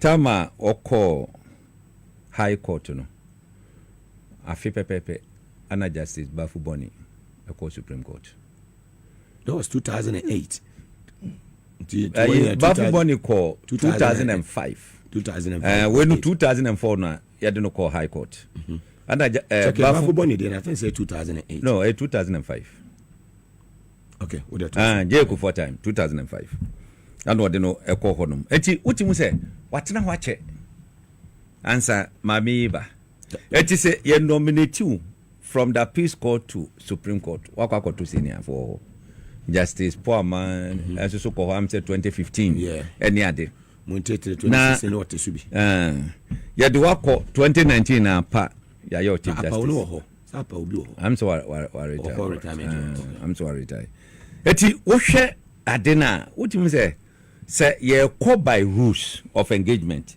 ewo how are ye select ayina seniority na do baby a atuguba ebe ye yinyina no because say no wodi animu aye sign ho e de kokoma nipa foforo so ne je no na ke say atuguba and the Chief Justice ade ye twa no ho am say omode ma Sofia Kufu so eti sanwa manuama we bi ana etoda ema oman ne ye den yenko yanim na maye brief ayi kakra Tokono Efri Winneba in the central region of Ghana. Afenyo that's right. Enti o de make na wo connect dots no ne kai ka ho. Enti afenyo timi issue ayi rate on 12 noon. That by 2 ni aye Monday ni etie. No bi susu di akwakoda ho no a mosumi mienu mosumi yesa ni emfiu ni ade no. Sabe pepe enti sa wote se when the powers afenyo market se ni abre defend na tese wa hu baby free wow NPP afenyo market yeah no wa hu baby free so on eche no enti se ma me ni esi anase o esi nde ye ya na me mpese mbeko into that you say ebia we say after all in the line of President Mahama left no from baby call baby so on the time be any into time be any me nko ka say wo sa party we na say wo sa party sana bi mu ntie sa na wo hwe yesi wo ne ye ani usuban ana ebe ya de no yesi wo ho fe de obeko na usuban de obeba so on the no yes wo ho fe de wakọ obia jatum say yes we chief justice wo tutu nyama kama nembom oni ye bi ni ye no ebi ni sei wo hwe kwan ya ofa so ebra na o mo hwe sa election related issues na tadio sorry ya wo raise issue against one of the panel members wo ka kire o mo say sa papa ya woti hwe de ayi wotena so bia enyeye adenti no wotena so bia enyeye because wa contested as MPP parliamentary candidate in one of the constituencies in Volta region. Eti wotena so bia enyeye wo kita the poster ebra wo contest here ni poster me say asem na wo kana na to chief justice no presiding oh Mr. sorry we've heard enough it's okay sit down hey lawyer ni jina wani mu kasa enti mando kwan kran na ko wie mo hwesa video ni ma me sese a wadawram production team mando kwan na ka won kasa wie because we raise serious allegation against one of you eti wa mo just one example you can say evident wo toaso just what toaso obey expose wo muntino and the man nkasa kra that we shutting it down look one of the basic year as say chief justice would say wo betimi a control with temperament say we chief justice na say wo kokonya how can you run the judiciary say obi can some legitimate concern now wo manenka wo be shutting it down so there I don't think say fair eti enu ebetimi aye one of the reasons in there among for so now wo hwe say ne wo se ye no e wo court ho na clearly no you can state it as misbehavior so on no enu no free ho no mo ana ya bobo so say ehu sika sem ne ne gakeka ho now you see I don't know ye kiremu a ye kiremu ye now when it comes to travels ye were official travel and private travel nijina is captured the official travel no wo kwa and no dey wo kwa with your security detail so that you know state no and the fahoka say wo kwa private traveler and no state no efa won kwa wo hoka sa audit ya omuye ya oka say wo use scabi no na enye official travel it was a private travel onene kunu ne ba no na private no makoje pedem makoje ho pedem 10,000 what twitwa mo yi at a point kra no ye say do mo ho no mo no o san frɛ kra mo sa change ticket no to word bb o mo upgrade from business no e ba no call first class what I say anu kwa na o mo upgrade e ba no call first class no o mo say tua $9,000 in addition they take it yes bomaneka eye adia chese auditor general na capture side we no captured in the auditor general's report but bisa auditor general na why auditor general asem ye kan na na akufo ana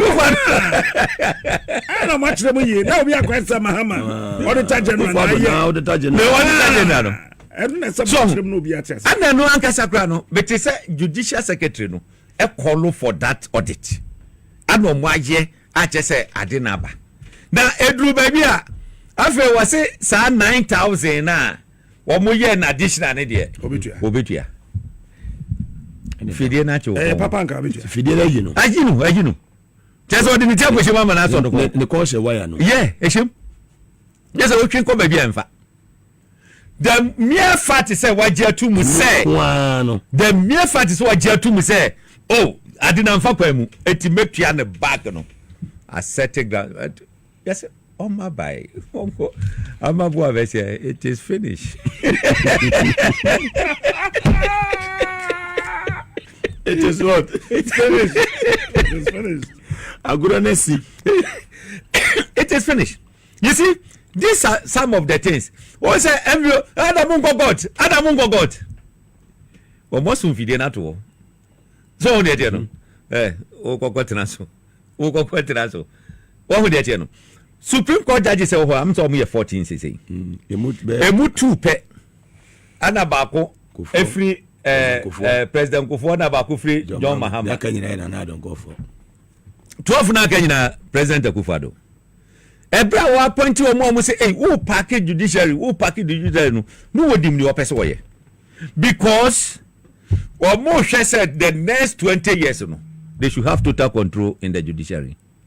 So that no. We go kwatena I'm sure I know tell me. Why Nanado Nene team no episode will take you over. Judiciary. No. Let me tell you something. So as a result of this book we did in Captain. Murder in the palace at Chebi. Murder in the palace at Chebi. It was written by one ACP H.A. Niama. We are book on Ache. Oh, Ache. Okay. That's the name of Time na warpair. Also, there were 3 arms of government. Yeah. Now, your executive, your legislature, your judiciary. Yeah. Now, executive, no. Now, Mufi sa abrofo be dane ama JB dankwa. Abrofo na nye. And there's a book a wire. Now, abrofo no mpene say JB dankwa. Bet me di o my name. There's a book which they know. Because now abrofo no nim say JB dankwa a traitor. Odi di Kwame Nkrumah ho konkonsa na CIA fo etua ne ka America through American embassy. Chokwa no akwaje kewo. Chomo chi ni tum kura na na sika ne nko no. Oba no kwa American embassy ambassador no so ekobusa say why are you not paying me? Kodin sekuro. Enfa no to. Eti executive ni fi wo monsa. Kwame Nkrumah fi Western region. Waba Accra. Abeji ododo aboso. Ema JB Dankwa ama people teacher. Akana to form say team. Even in prison could all be. Enti when womo executive arm of government no. Womo judiciary. Then afterwards no, JB Dankwa was defending this case. Murder in the palace at Chebi. Okay. And then they realized that say yenya executive. Na yenya legislature there. Judiciary no. Ye judiciary hone there. Yemfa. Ye betumi abɔ awuram. Apake ho. Afa hɔ said yenye pe. Nti efi enakui no. Krachi ni bia wo yenye busuen mu. Ose o yellow. Wo ahemfi ha no. Ese wo yellow. By force. It's a mafia. Ese se wo yellow. Because ni na kogruba ye the aban case beba court. Obeye merenimfo. Ni na kogruba ye the legislature asem no ye the beba court. Nti yen so yenji judiciary no emmo so. And inside this book bet so mu twa sika to one mu tua bribes for cases. Dem na make am. Book no neka. Another day story. Asama na mike am say say Justice Atuguba be Chief Justice no yade ma George na Wood no. Penny bi attest Abraham sisi ya. Eti nanka on nanka ese ana yesa no ho ne yade ma George na Wood. Eni ade. Eti sadwe ba we nyina ayeden akoso bibia said wo hwedo no yem paki ho no ne ade. Eti e ka say mu yayi mo paki ho last minute to class omo de nomination ko na minority amana amaso vete no anti mamaso so on Supreme Court to Supreme Court come say the two kwa ka na ga 16 eti wo de yen set panel be ye ne oho ni da no chese office I mean it should not be so na me benim say sadi we ekowie committee ni wie na dwuma na afi omo recommend say on konkotran nchen a wo wie na president confirm the acting chief justice Justice Bafuboni no de bakumienu bi kokoka ho a afi na ora adwuma no ba be hyase afi ana Justice Bafuboni so na yire Mrs Bafuboni so na call Director General Prisons or the whole Eza. Nire. Oh, I see. Ochi corruption man. On kata se. Papa no. Oh, that me never. Obehe almost so. Oh, me no. Ochi corruption. Why do I principle? Papa no. Yes, it's bafu boni. Yeah. On kata. Fako fani de chi be 3 kilometers away. Obe sense apa. Kata se chale pro. Bafu money. Yeah. Eti media medium say this country you be move to right direction. To we make say bafu boni na do no so a eye kofo na appointed no. Oh, dabi. Look, hwe. One who say odi mra so a it doesn't matter. Nipa no ne political affiliation. Obey lawyer to you. Now there's a man for asensa no. It is how the manner. No was it there go go di NPP achi. E dey say na wo gan. Obey lawyer to the state. State no eh hwan. President is the state. First gentleman of the land. President can say law. I don't even say no. Exactly. What kasa say ene ma wo bia move nkwa ha say ya. Law. Won't be move you. Law. What my directives are law. Eti na dem wa ye ka de say. Ntim Fordjour say omo enya you know omo we me wan no. President a directed say collaborate with him and get to the bottom of the matter. It is security for omo tete wo ye den. Omo tete ho ye den. Time in the vessel. I don't know what yeah, before set time no so as say mo man say kino yes say one persuasion phase force must be applied Jakpa hwe ada asama na me no ka e wo ushoso alatari da me ka say omukoko bia yi ma no wo say me ka 18th January no wo sa e bisa bimpo a to me e say so 18th December ana me ka 18th January hey Ntim Fordjour fan World Cup hope say sabi chese ye Mahama gate na ngasa ya bia ma nkrofo e de ne ma ekọ honum God so good for me or frame me Adam gaje say man recently me na me gaje Adam say I sleep a year 18th December 2024 na fi wako grantee interview on this no ade amedia ye do no angasa opa omie na no nka biem opa omie na no nka biem ensise ye de oman no edi agro asema ye ka ye serious issues look man so omo de atoto ayi say Swiss sport omo ache yi container be passes they suspect say ebe ye this me say mo President Mahama ba mo na ban no mo na baso boy juma mo na baso because we be nani na first no now tete sade no there be that are you telling me say na no modeba there be e kam hada bia o na so ba bia ba we say look who this year you beka I don't know mo ba be dey na adiba kwa ya me ya ne say look se mo chi say na da bu jadi pana let us get to the political affiliation ni afanto abonte ihu mo ye umoji se adwa mo ye sade no wo chi wo mo a let us dig deep sansanfo no betwa so e wo krom ase so wo de no that me baby adameka hwe Mugabi me kokotena airport wo me de makoma fita sentina wo free ho no omo ma o free ho nya asembia mini asembia na me je madwene se sanu bone no ne NPP dini de ehu eti no me make sure bibia ntwam mo obi nkonkwo gidi mbone that time wo bo ndu bone na wo bo President Akufo-Addo din a na ehu eti me make sure se me ma bibia ensi ewo honum ense ni din so wo de no eti chese wo hwe ne akukọ okoso na eyade a ehu kakra na wonim ma me endagresi kakra bi papa ya ye friend no Zoom Lion say Japan wọ́n say sa aprapra eya omo sign contract with YE ma hu say Manasseh Azura raise issues bi na wo hwe issues na look media for mum picking it up mum make sure say Ghana emrantia ne mabawa Womundam kwan ho prapra as a staff of Zoom Lion no. Womubenya justice. Abani was sign contract. Say, Bosume Swa, member 850 Ghana cedis.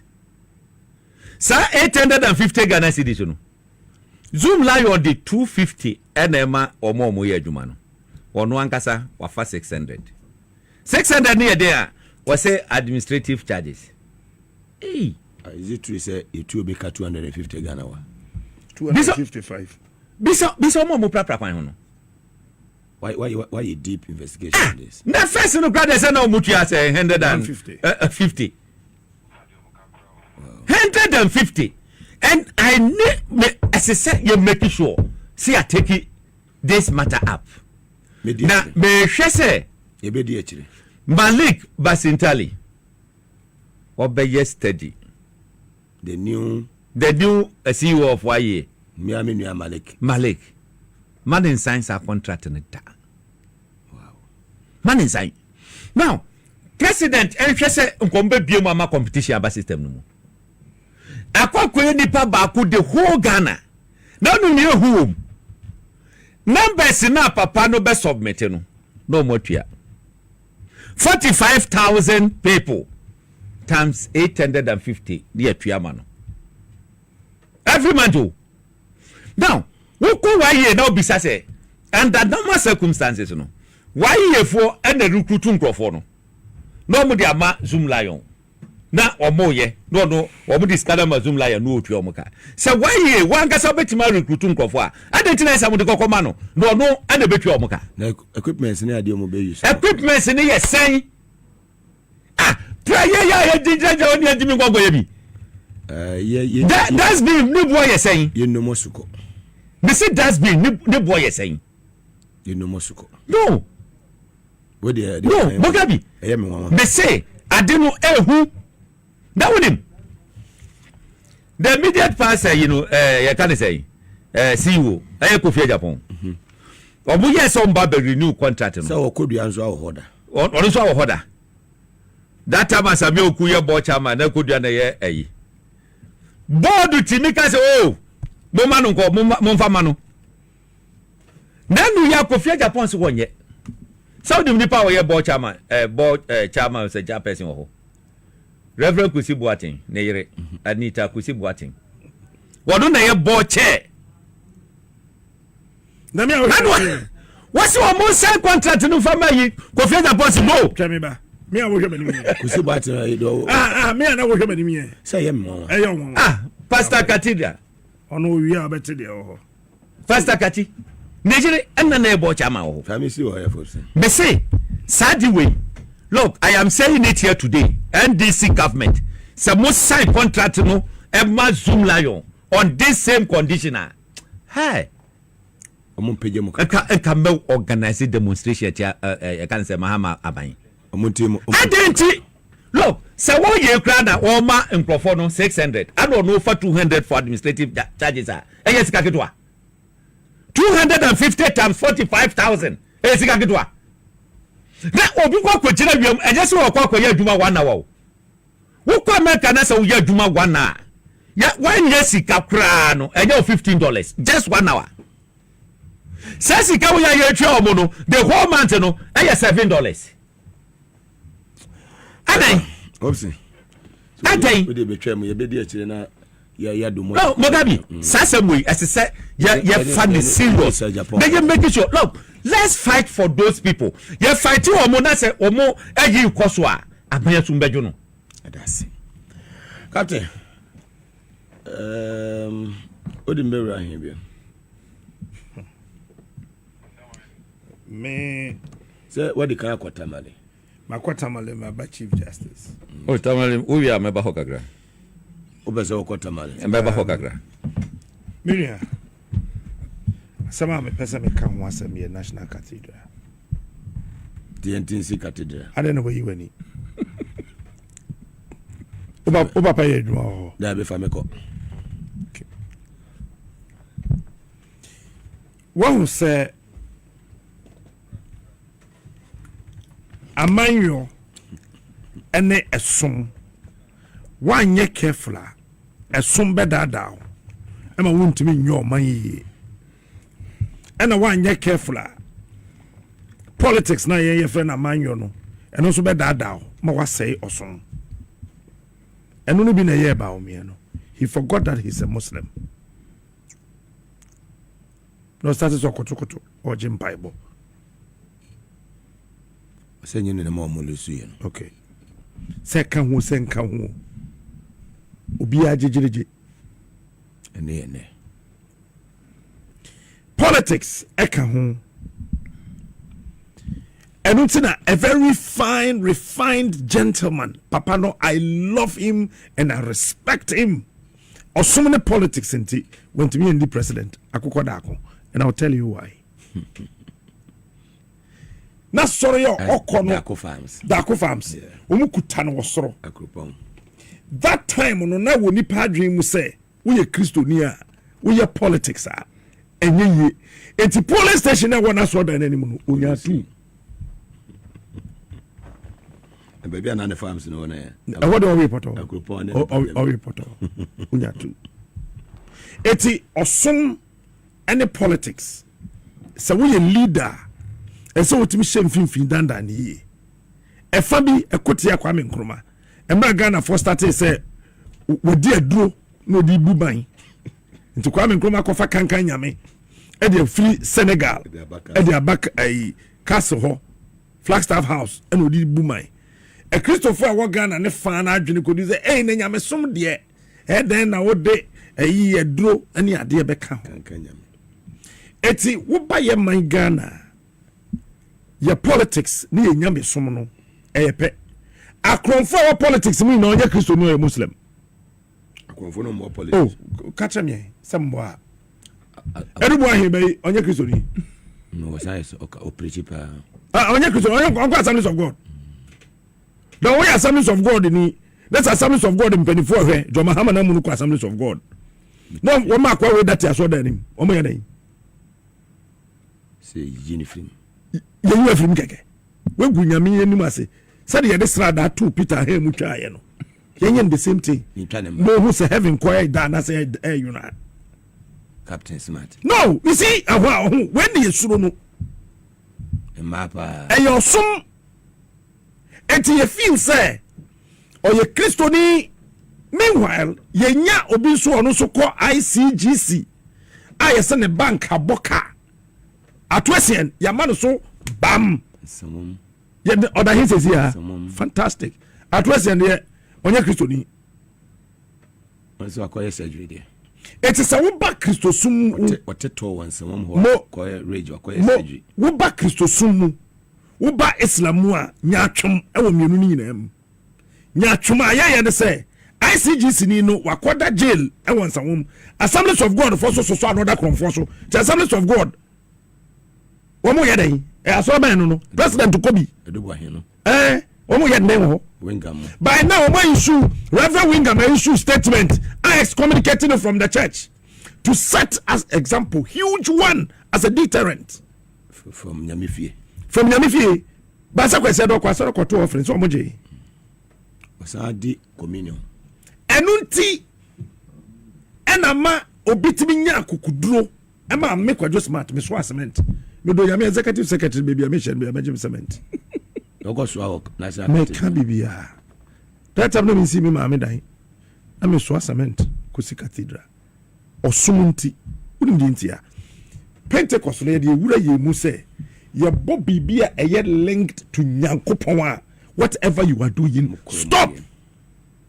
na me nwie enti method so fo won chia be ye se nyame adwuma na hwe na wodi akoso that time na me so me see dan yo na me jaye na akoso cement na me de cement $100 ko na me ka kire Fidelity Bank se bosum bia no aya monte 100 ya de ba muntua 100 ba osika wom me cement akono obokagu kede ya pose me momo pa matwatwa akwa cathedral mo ba me say adam so cement ko duru ho no na adomo awie wo mo de no because na me ye me mo no show ntimi ye late na me fi adom na eba asofo wo ho ina betwehia me ho empaye ye bompa ye ma ewurade the way we see jump pay gu me so pa me kuma tom yam say ne we pay mo me chairman opoku ina ewo ho apostle nyameche penifo bebre asofa kesa penigos what actually bompa ye ma that time and I say cathedral no yeah the $200 million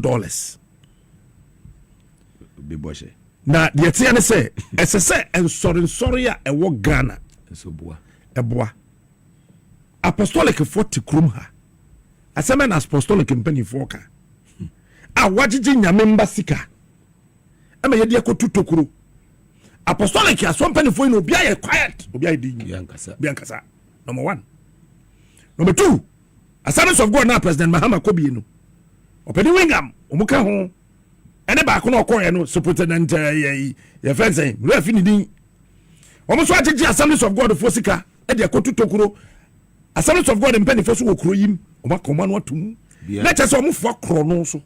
That is why I am coming. It is time for them to Dimachi, come out. Me am sorry the Church of Pentecost. Edu baby chairman opoku ina senke yemfa one Sunday nsi ho. Naka the whole Church of Pentecost international worldwide. Musomo doso. Yemma for the yemfa nkobwa National Cathedral. Pentecost one Sunday offering winning millions of dollars a year. And then UK, UAE, everywhere. And I saw them penny for the executive council because the way they I saw them be yiskako. Okay. I saw them sikano mu yakwa na hwadia. Me tight na me offer ni bia. Pentecost mass wom to dudu. 1.5 million. Wom. 1.5 million. Wom. 2 million. Majedi. Omo di sikano ko bokago. Sikana ya jifi nyame nkrofo ho no. On say yen ye kwa so de a ye de nyame dwen na tua sika. Na omo so di nipa dwen akoche.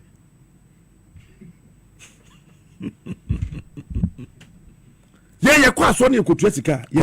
Ye de nyame dwen na de yi sika no fi ye botom se wantua nyame nhira ho. Nti ye de nyame dwen na etua se na ye tua wi a na omo di nipa dwen e de ache. Asore ba ya. Na Pentecost. Enso atena ho. Ahwe se yemfa asoro ni sika no. Ye de akotu tokuro. Pentecost mpanifo nyina so to mo so support kuro no. Wo ho so ne politics. Meme ya Mahama kan bibia kan ma che opoku nyina Pentecost ni de. Pentecost de she. Na hwade papa bi no di Yesu achi ese fa ni Peter se wo ti won won fan bi. Ya bi se wo ti ni dinda wo ti Peter dinda. Peter di Yesu achi. Na akwa bi ye gugwa wo Yesu achi ho. Otwe se kan ya. Akwa na so. Na be ka se Yesu be ka che se Peter koto se kan na twene. Se no de be twa no. Se kan na Peter di twa akwa na so Yesu se hey why are there pa fa so no mame asotare no mum se kan ne de. Sa fa sha bohadim. Na sa fa di be because there's another kwase bi wo yadim. Kwase bi so ya no man do ba fa won yam. Hey. Enti Yesu ama Peter nto se kan na ntwene. O ka chen say Peter sign security yo o say sign fashion bohanim meaning that ye kodo de mase kan no ho. Peter na sudie ina nso obetwa obi aso. Eye Yesu so responsibility so de betare. It means me responsibility they say de me hu o mem ha anya no meka. Obeka. Eye be responsibility so be ye hu adwuma. Ko Tisame ya Mahama kama che opoku ina da ache. Na kusibu ate. Oh, and on the second that was Zongo police station. Come on. Can it be a process here? What do you not to China? A Christopher Okroma say you more the Anthony channel. What if some Muslims in China? Papa. I saw for the door said they did 107. Chief Imam 106 and run 106. Chief Imam at me to 50,000 Ghana cedis. We had the question National Cathedral. Me hu papa yimobo akwakorawa isika nkakra wonu say chief imam yentua de kabo so me but asofo okromo he na boso so etuom ka Pentecost asofo akese nyina omo chief imam 50,000 Ghana cedis 500 million akokem fenoto nchen yanka ho Roman Methodist Anglican Presby say na sorry ya nim omo okromo na wo ya asofo ni nyina say omo boa omo support kro no nti krowe ɛbɛyɛ yi na kyɛ nyame adwuma na yɛ ɛnyɛ nyame adwuma bi a ɛyɛ korɔ Ɔde no akɔ so. hwɛ sɛ ne kurom asɔfoɔ a yɛnim wɔ mu nyina ɔmo sɔpɔte korɔ no nyame asomdwe nka wo ɛno nti anhwɛ akoro yi ɛbɛkyɛ na yɛde sika no akoto tokuro tie ne o $58 million tie asɛm na meka kyɛw no yie asɛm na yɛka no where it has nothing to do with Jesus, it's got nothing to do with Muhammad, it's got nothing to do with God, it's got nothing to do with the Holy Spirit, it's got to do with stupidity. Yes, and money yare. This, it's got a lot to do with stupidity. That Adiana yase ye fa ye bottom sika nkosi nti be dimirika na me so cement ko. Say na ye ebu ye nkwasiafo ye ne yasofo no na ebu ye kwasia. Pentecost asofo ka ho, Assemblies of God ka ho, Methodist ka ho, Anglican ka ho. Say na asofo ni na ebu ye moa, say ye gu aso dem ho. Nim nyansa. Ena omo ni aban na ye kanana. Ana asafo man so bre. Ena ye bre. Ena ye ni yadwen say ye de ye asori sika si odan amanyankopon. Famisi. Me fa wonsi muni time aya mo mfra yen. Esa na me no wo shase. Mo no wa na shase te muni time na mo hamani. Ha? Ano acha say? Na ye de sika na ntese akotu amana $58 million. Ye de abotokuro minia. What else? Ye de abotokuro ato. Na ye nya asofo mpanifo wo krum ha etimi asa akojo ma akọ blackmailing no. And your excellency, may catch your plane. God will not forgive you if you don't prosecute when I want National Cathedral and so that. To start your ho. When my dear so for your mama. Recently. Oh, your April. First week in April, yeah. Mr. President. Mr. Womo. Koya omakofre. Ye mompaye. Domina nyankopon ne ode ne Yehowa. Ghana so for be we mo bompe asapotro. Ena jaro sade would tumen no one thing to ya. Yewrade we see hina maye. Yada Asiedu Nyamonkan. Amen. President Trans no mo na mane ha. Amane obodo ko bojo ma ha mane se minia onjai National Cathedral na chidi. Omo boa. Nesa they will turn the church against him. Shia. What were they omokoye? Now Ghana for listen to me. What must say? President Mahama onjai so be prosecute asofo na ewo cathedral ne so no. Anyone wa ama ya bossa aka no. Nesa nyesa they will turn the church against him. Nyankopon beti ase. Enti omanya yetimi opani abubu ahi ne bebe mai ono so ya Assemblies of God ni ono de yeso afesika nti ye prosecute no nyesa sofo no ono na say Ghana mra da ho kire se kwanta kuro ntimi mu aban besia kusibu aten se ono wabo aban besia e wo National Cathedral nti yama ne nko enye sika ketu anzo mama mako faship akọ krabo o mako Israel akọ sesa abo asa yesu so na yesesa bo koton construction site ye treka na Ghana so for hye kasoko ebo clerical etasetse abo ewo Israel ni abo na egu container na de si ship so na de abesi krum ha container ni si ho abo no gum yesi yakọ Garden of Eden yakọ to flowers ye de aba ye de ba bedua hwe SSH president enimanimu ye o institute commission under committee there be commission there me against it oye commission a omo be form ho di ade no be court right no commission grade men suggest cra omo intelligence be ya like no mfazo be dey because finally now what intelligence we are mfazo be no emma can go to court emma can for ya call parliament okuja to busa na asem National Cathedral no what answer o de maye o say op accountability bi a o musa ho amu asofo na etiso no it's a sanka by now kusi boati na mo national security invite you poku ina da and God for be sorry o me fara kwaye me poku ina was the chair person by now officer there kusi boati oh with the trailer remember by now opoku ina ko national security no na your friend is saying kusi boati or ko NIB oh yoko de nyabotre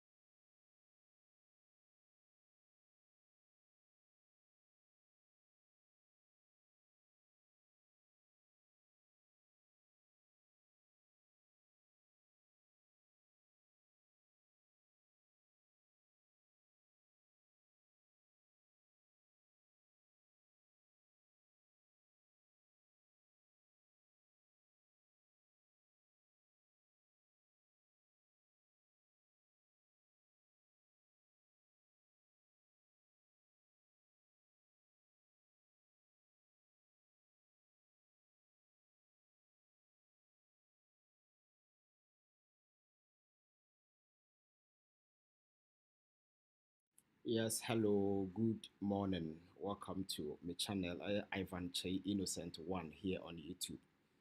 There has been a number of developments also. I think that now what is on fiction, I don't want to bore you with those things because matter that petition means you submit a command President Mahama. In that petition, the whole thing is a Chief Justice and misconducting a display incompetence President Mahama engine and the petition also na only Chief Justice in free ho. My culture says I will your constitution article 146 it provided 3 grounds of pet and I'll be to me general so a Chief Justice a free ho. 1 in stated misbehavior, incompetence and infirmity of both body and mind. But Obianim said the Chief Justice is able physically, or to me yen juma and to win to minjina and also enkasi yenadi. But at the gray area, misconduct and then incompetence. And sa petition me and some way grounded on these 2 grounds. And the fresh Chief Justice in free ho. And and one who a number of way President Mahama cancer petition na enise a kwabonten ema obi TB. And beginning na nsa kan petition or throw a letter by the cast and inside petition from Nipa Miensa calling for the removal of the Chief Justice. That it ended there. The petition, President Mahama and my petition and kwabonten and kwabebia. Until say yada na yeti say Chief Justice actual letter edi akwakoma President Mahama say ebo petition na edi abra o munsem me pese me tibi na me yimi ho ano me catch say at that point that particular request wasn't necessary, but abra Chief Justice actual say akrata na odi koma President Mahama no letter ne beduru President Mahama ho no na ye leaky dada so who say media for e ka ho nsem President Mahama urge no oka say or you're worried about the fact say petition na Chief Justice de Breno enya nuru ni ho na media enya copy. So yeah, baby a leak shots ye free by first of all has to do with the letter na Chief Justice Air President Mahama requesting for a copy. When a leak ni start free ye and be ye we na by me baba can say ma me no e wo ho kwan so obisa but emrabia and President Mahama kuti pass at that point Council of State established a premier facia in these 3 way Oberman hearing because at that point no adversarial findings could be advanced against the Chief Justice, but then the next stage but the president being magnanimous enough kind enough Emma Chief Justice a copy of the petition. Mameno answer can petition ade anche and a who say petition as in leaky beam.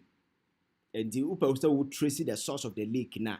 Anytime something comes from the Chief Justice, you hear it, and Apola do much the Kocaine and the ways when you copy of the petition because President Mahama Abra de way it was sealed. I will make sure say Obia ente. And in all this conversation, say they never spoke to the content of the petition. Enti sa and ekokoye. The yate ya say NPP for ate the ekoso ahu de petition mo ama omo de krata akoto court wanim say President Mahama enni ho kwan say obesaki Chief Justice na chep say President Mahama kra de onni ho kwan say obe remove Chief Justice. And that particular point na maybe some who say sometimes is here ya politics ya bother your mind, but I hate it when obi person chere say be onim nyansa chain nipa bia. And apart from omono sa de bi koso na say enyomo no mo ya wa obeye bia wunim nyansa sa de no metan mabufu. And this is the reason NPP for ye almost President Mahama enni hu akwanya akra sabi obeje petition because at the point here oji petition na the ma Council of State at that point and this court process was initiated, but now no other ansa na Akufo-Addo be free akonwa so no nensa kan petition ama na forward to Council of State ama mo consider the content in it atotweneye. So Akufo-Addo was right to receive a petition because no there no a president again. Ma we will fi say petition na President Mahama anya bia MPP for so on TV day when Mahama was president in 2005. Mami bi your friend Loretta Lamte na ono na oye shraj boss. Shraj in the position, you know, equal to justices of the your friends court ne we no ma kwan afa so obeyi no the same process na chief justice na se fo nyina namu. NPP MP for your friends saying Nsawam Adwajiri. Your friends are not on prayer. Actual petition the Command President Mahama said only mameno for because we're disika. One Richard Nyama or your known MPP person actual petition the Command President Mahama. Emma President Mahama J petition you know, or go through all the constitutional process as a upper committee. Emma committee ni ye na juma or movie ye no. Omo findings ebra President Mahama no ogina so eyi this mami way adi. Don't forget that the petition was initiated by people within the MPP. Emma President Mahama Onua nipa oye adwuma man aban at the time aya shraj even though it's a state institution but it was operating at the time na Mahama ye president. President Mahama removed that woman. It's on record. Enti enne the same people no obisu from China or the petition aba say oh yeah very much concerned about the Ekoswa in the first place. Omo mote was a petition no NDC for the church I mean Contractual. Nipa na or the petition first one no call no or your police ni or your ACP or your fancy police headquarters e Accra. Nipa crossan ye lawyer. Eti onye party ni no waka say or your NDC no the person is a police officer or your ACP, Assistant Commissioner of Police, right? Then the same person is a lawyer. Na nasemniye or the assem echo court. Na assem na or your party to the case. Na Chief Justice na ye we ya na ote panel no so. Omudi assem ni nyina wie no mubua ne force na sem enye de. Fine, wagye atom na ote wo na otie. Afa Chief Justice deliver the ruling na wie. Onkwati a court ho a obi ehwe bi no na Chief Justice go bie na no a mo ye lawyer mo nim hwe mo sora na makofa case hunu bia na mo de abra e wo ha na mo de be ha nipa adwen keka nsama e kire se police ni na oye lawyer na e dia because woman ruling ni we are fine wa wie but off record to say wabon we a lawyer we nim hwe na mo sora mo ha nipa adwen petition ade we akofa ba nyansa that kind of comment na police ni na oye lawyer no ti say Chief Justice can say asem no ko bie na no ka say I disagree with nsem na wo ka no ehwa na Chief Justice sorry arrest him.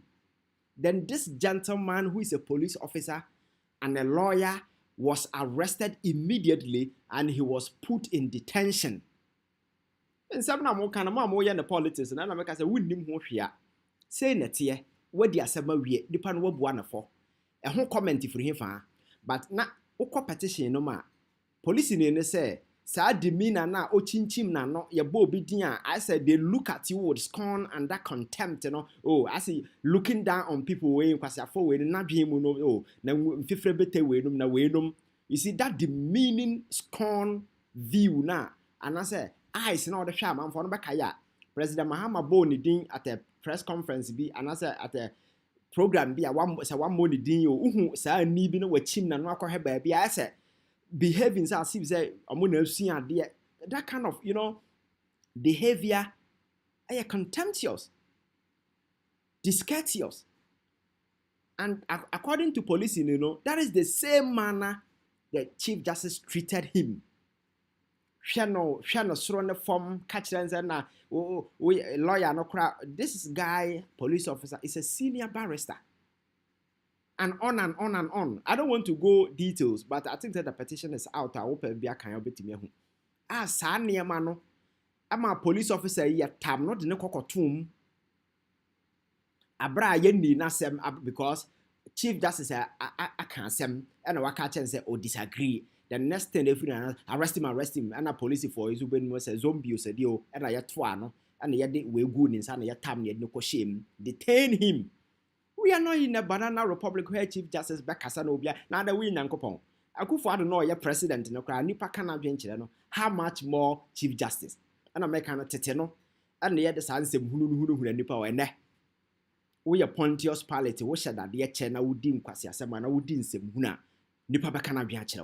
You need to accept the modern terrain and the reality we find ourselves in, not behave as such. So those of you are more can say NDC for being a church in Mahama. No. The person behind this petition is a police officer. A personal ordeal. Until I'm narrate actually wakom or no akom. And when yaw and or that petition that come President Mahama. And again, another petition from one your friend saying Daniel Ofori or something. Yes. Also, the accusations are accuse you, Chief Justice. I am Marco 21 in the petition.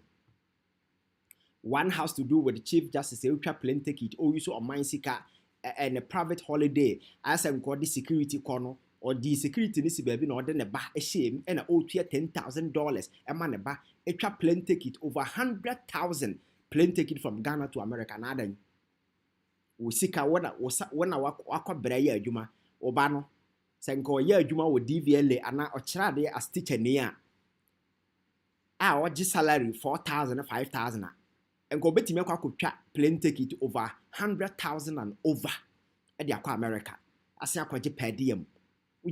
When you know very well, so because as a Chief Justice, you cannot make mistake because you are private travel, no state in say because you are still Chief Justice, you bet me financial. That is the essence of it.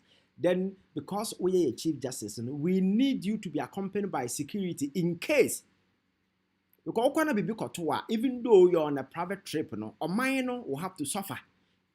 My security in the watch, and we are ready to pay. Nipa and niatia unim nyansa. And there may security never for them a bashaho. And you greed. And you have money and the same person sitting at the Supreme Court thinking, say, your friend saying, she's all knowing, she's bossy, no, no, so kind of time be. And this is one of them. Sade na no, and see one no, a repeat two. Tam ne ba ne nikunu ba another one else on the security corner some tam nikunu. Nikuna or yeah, do mama buying at the time. Our salary, or called narcotic control board. I'm so on another director. A time Nikunu di nachi. Echo holiday. Our Africa haya. Echo to your per diem almost $6,000 at the Manikunu. You don't do these things. And this is a personal. So hold standard and integrity. Your camera sema. On an hour de Tibrakese, SOD but she did all these things. And a number of them. Paneling. Kwanya Ofaswa, yede national security for Boura court. Abra yedi Jachi Kwesi asem na court on Krata na oho nye ya kwase sudden yina. Chese. And some na petition me say airtime. Okay, be a airtime. That is why I was humbly suggesting, say, Chief Justice in the competition, you know. I think Onua resign. Sabe ya sansen sebu nyina mabontima. Amamfo emegu anima se mejojo. Because at this time, sir, 6 panel, sir, committee no matia wokotena animu no. We are Chief Justice. Aye, Yavanza Justice Panamano has been under you. Wokotena lower lieutenant nim, even though when the Supreme Court judges, but as a Supreme Court, we know we're higher. Quatra the Nimamana to 2 asrana pasa. And we see a year, and I'm some way monema mum what the Namu de Pantino. Domilivo at a panel no subi. Domilivo at a panel no subi. More munim da modiano. A kufu din in same huna or ye ne deep quanya and finance a pansono. Motena said the case in Kocaine ma ne the retirement esonye and sana mokofa case na babedi. Nti e ba ya mudi and no ba na ye. You aided the president to commit a crime. Because watch amaya who say even Friday krano mobetimi a constitute panel afanyo mark and then they buy ade less than 24 hours and away ye. So domilivo de na ehia no what tenant say man call retirement answer what a panel no so. And I am told say there is one person winning any ye kra wouldn't the year ni ye or no so te panel no so be. Nti so obobra papa edi wanim obobra bonia edi wanim and a yeko.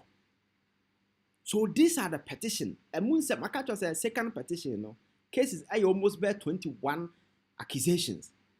and a Yasuagu Chief Justice. So, and the last one I can also has to do with Omone, as same way, my but you see, discussion, no, yeah, people don't value their mind to details. As some way, I remember I'm the only person who drill on that particular point. Upon all the media discussion, TV, so Obia jumped over that point. I made it quite clear, sir. At the preliminary hearing, no, speaker and the lawyer, Ekoye, Emma Yokuti or Mwanwasem, Emma Tado, sorry. Even a concern about one of the judges are not a panel, no so can say. Or you know an MPP person, so on see why the person is part. Chief Justice Bemani ruling Kocaine in Sama Akoye. And here caught the substantive case, no. Na Chief Yafaza Speaker of Parliament, a bufu, a homte. And he didn't file any case in the substantive case.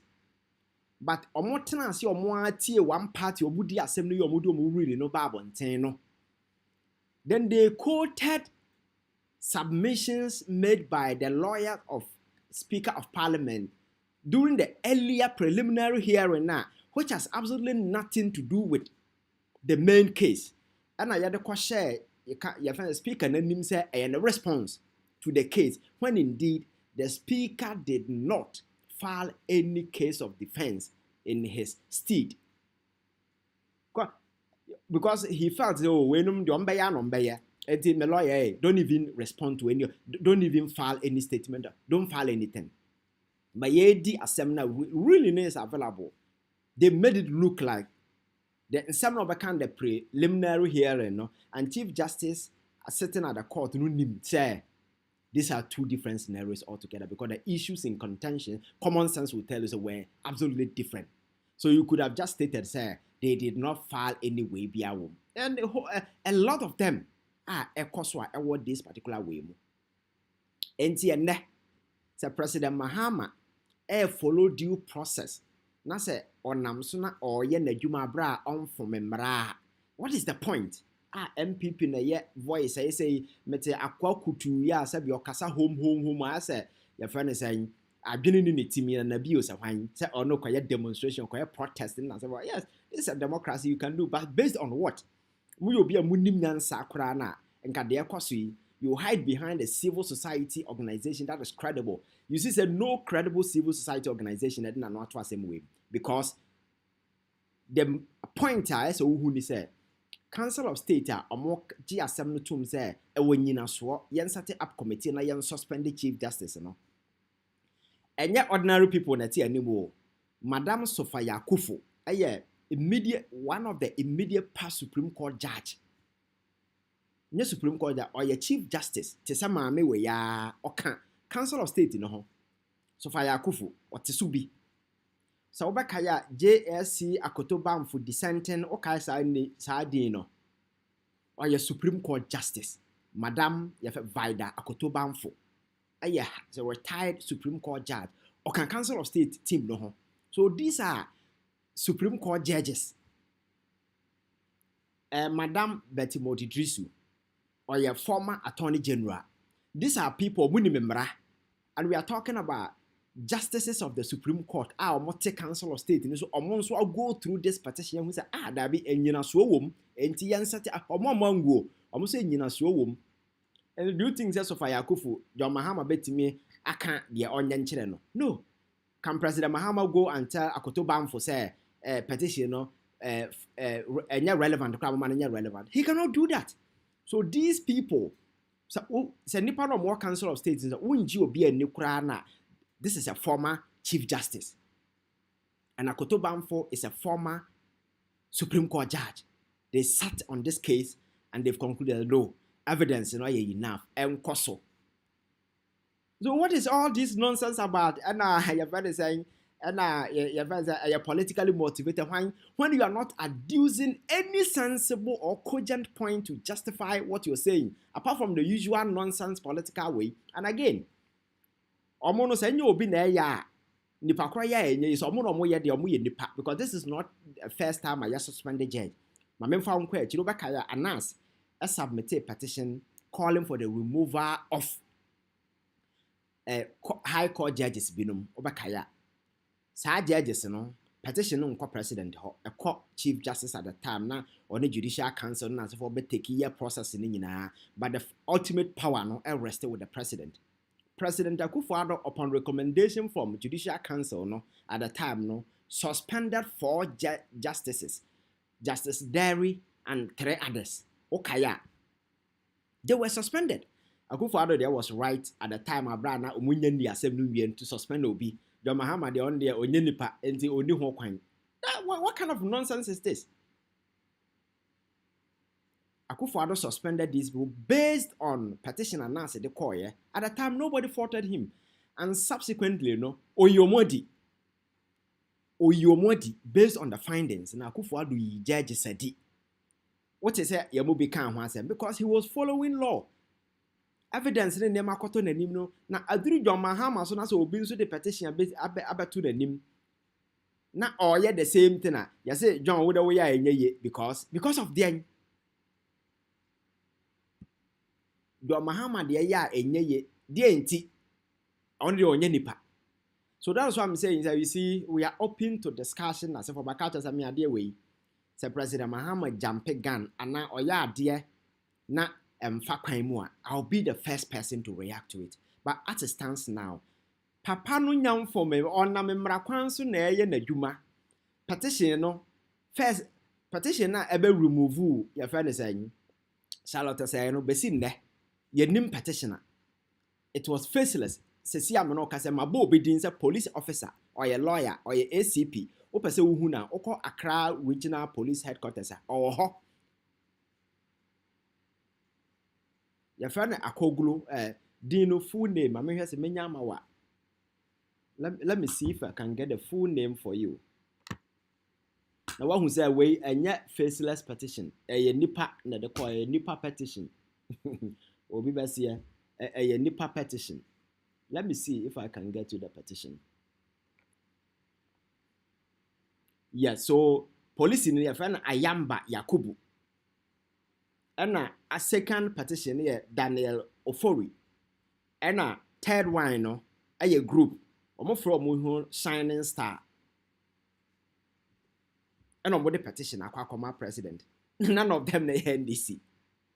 There is no political inclination because police officer, unless you're saying, say, Ghana police, lawyer, or reason to justify. And the president is going through the processes. Our home crime, and until, say, anything will go contrary, if the MPP, why are they shouting?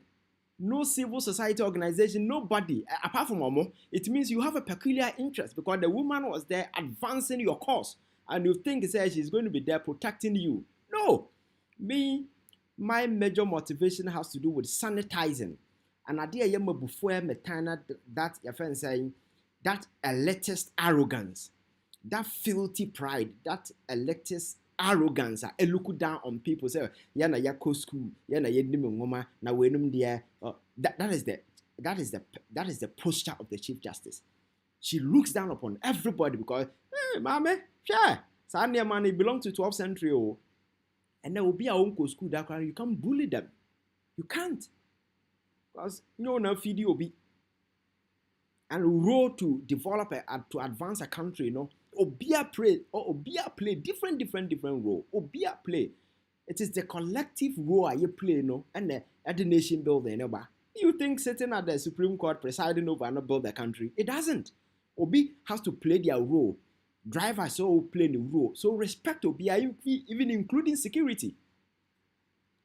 And this elitist arrogance, then you now step me out of this. Your friend is saying, you say a lack of low self-esteem, where low intellectual esteem. This kind of behavior not step me from low intellectual esteem, not self-esteem. Because you need to build walls. Say, you'll be coming close. I'm the Chief Justice. Share, mama. I'm catch no generation we know. I'm fast answering who any power. We are near man why you need. So this is just a quick update. Yeah, I think I'll bring you further details later. And channel, so the music channel, when you subscribe, subscribe and be part of this community, and let's grow together. My name is Ivan Kyei Innocent One. Subscribe, copy this link, put it to whichever group let us kill this jandam, this cynicism air coso. Mr. Upya video don't just watch the video, copy the link, put it somewhere. Whichever platform was to be an fatoso. Let people watch, let this video go viral. Now man petition due to say what Akufo-Addo has done before, what some people in the NPP have done before, removing Shraj boss and other people. And I do John Mahama so as exercise the same thing when Ghanaians are calling. Now no, yet we never tab on Tino. Global info analytics for we never on Tino. Can't afford to do it now. I said no, this woman must go because your judiciary no integrity. And that for me alone is enough for her to resign. And idea what kind of petty no response, no. I'll bring it to you later. And at your kind enough grounds. She could even deny her off record, no. She ridiculed, insulted, mocked a police officer or ultimately a lawyer or your senior lawyer or then a semaba. No what for. That one sanction of an concotum because my lord Akasa and I will be in an Akasa, I disagree. Oh, boredom.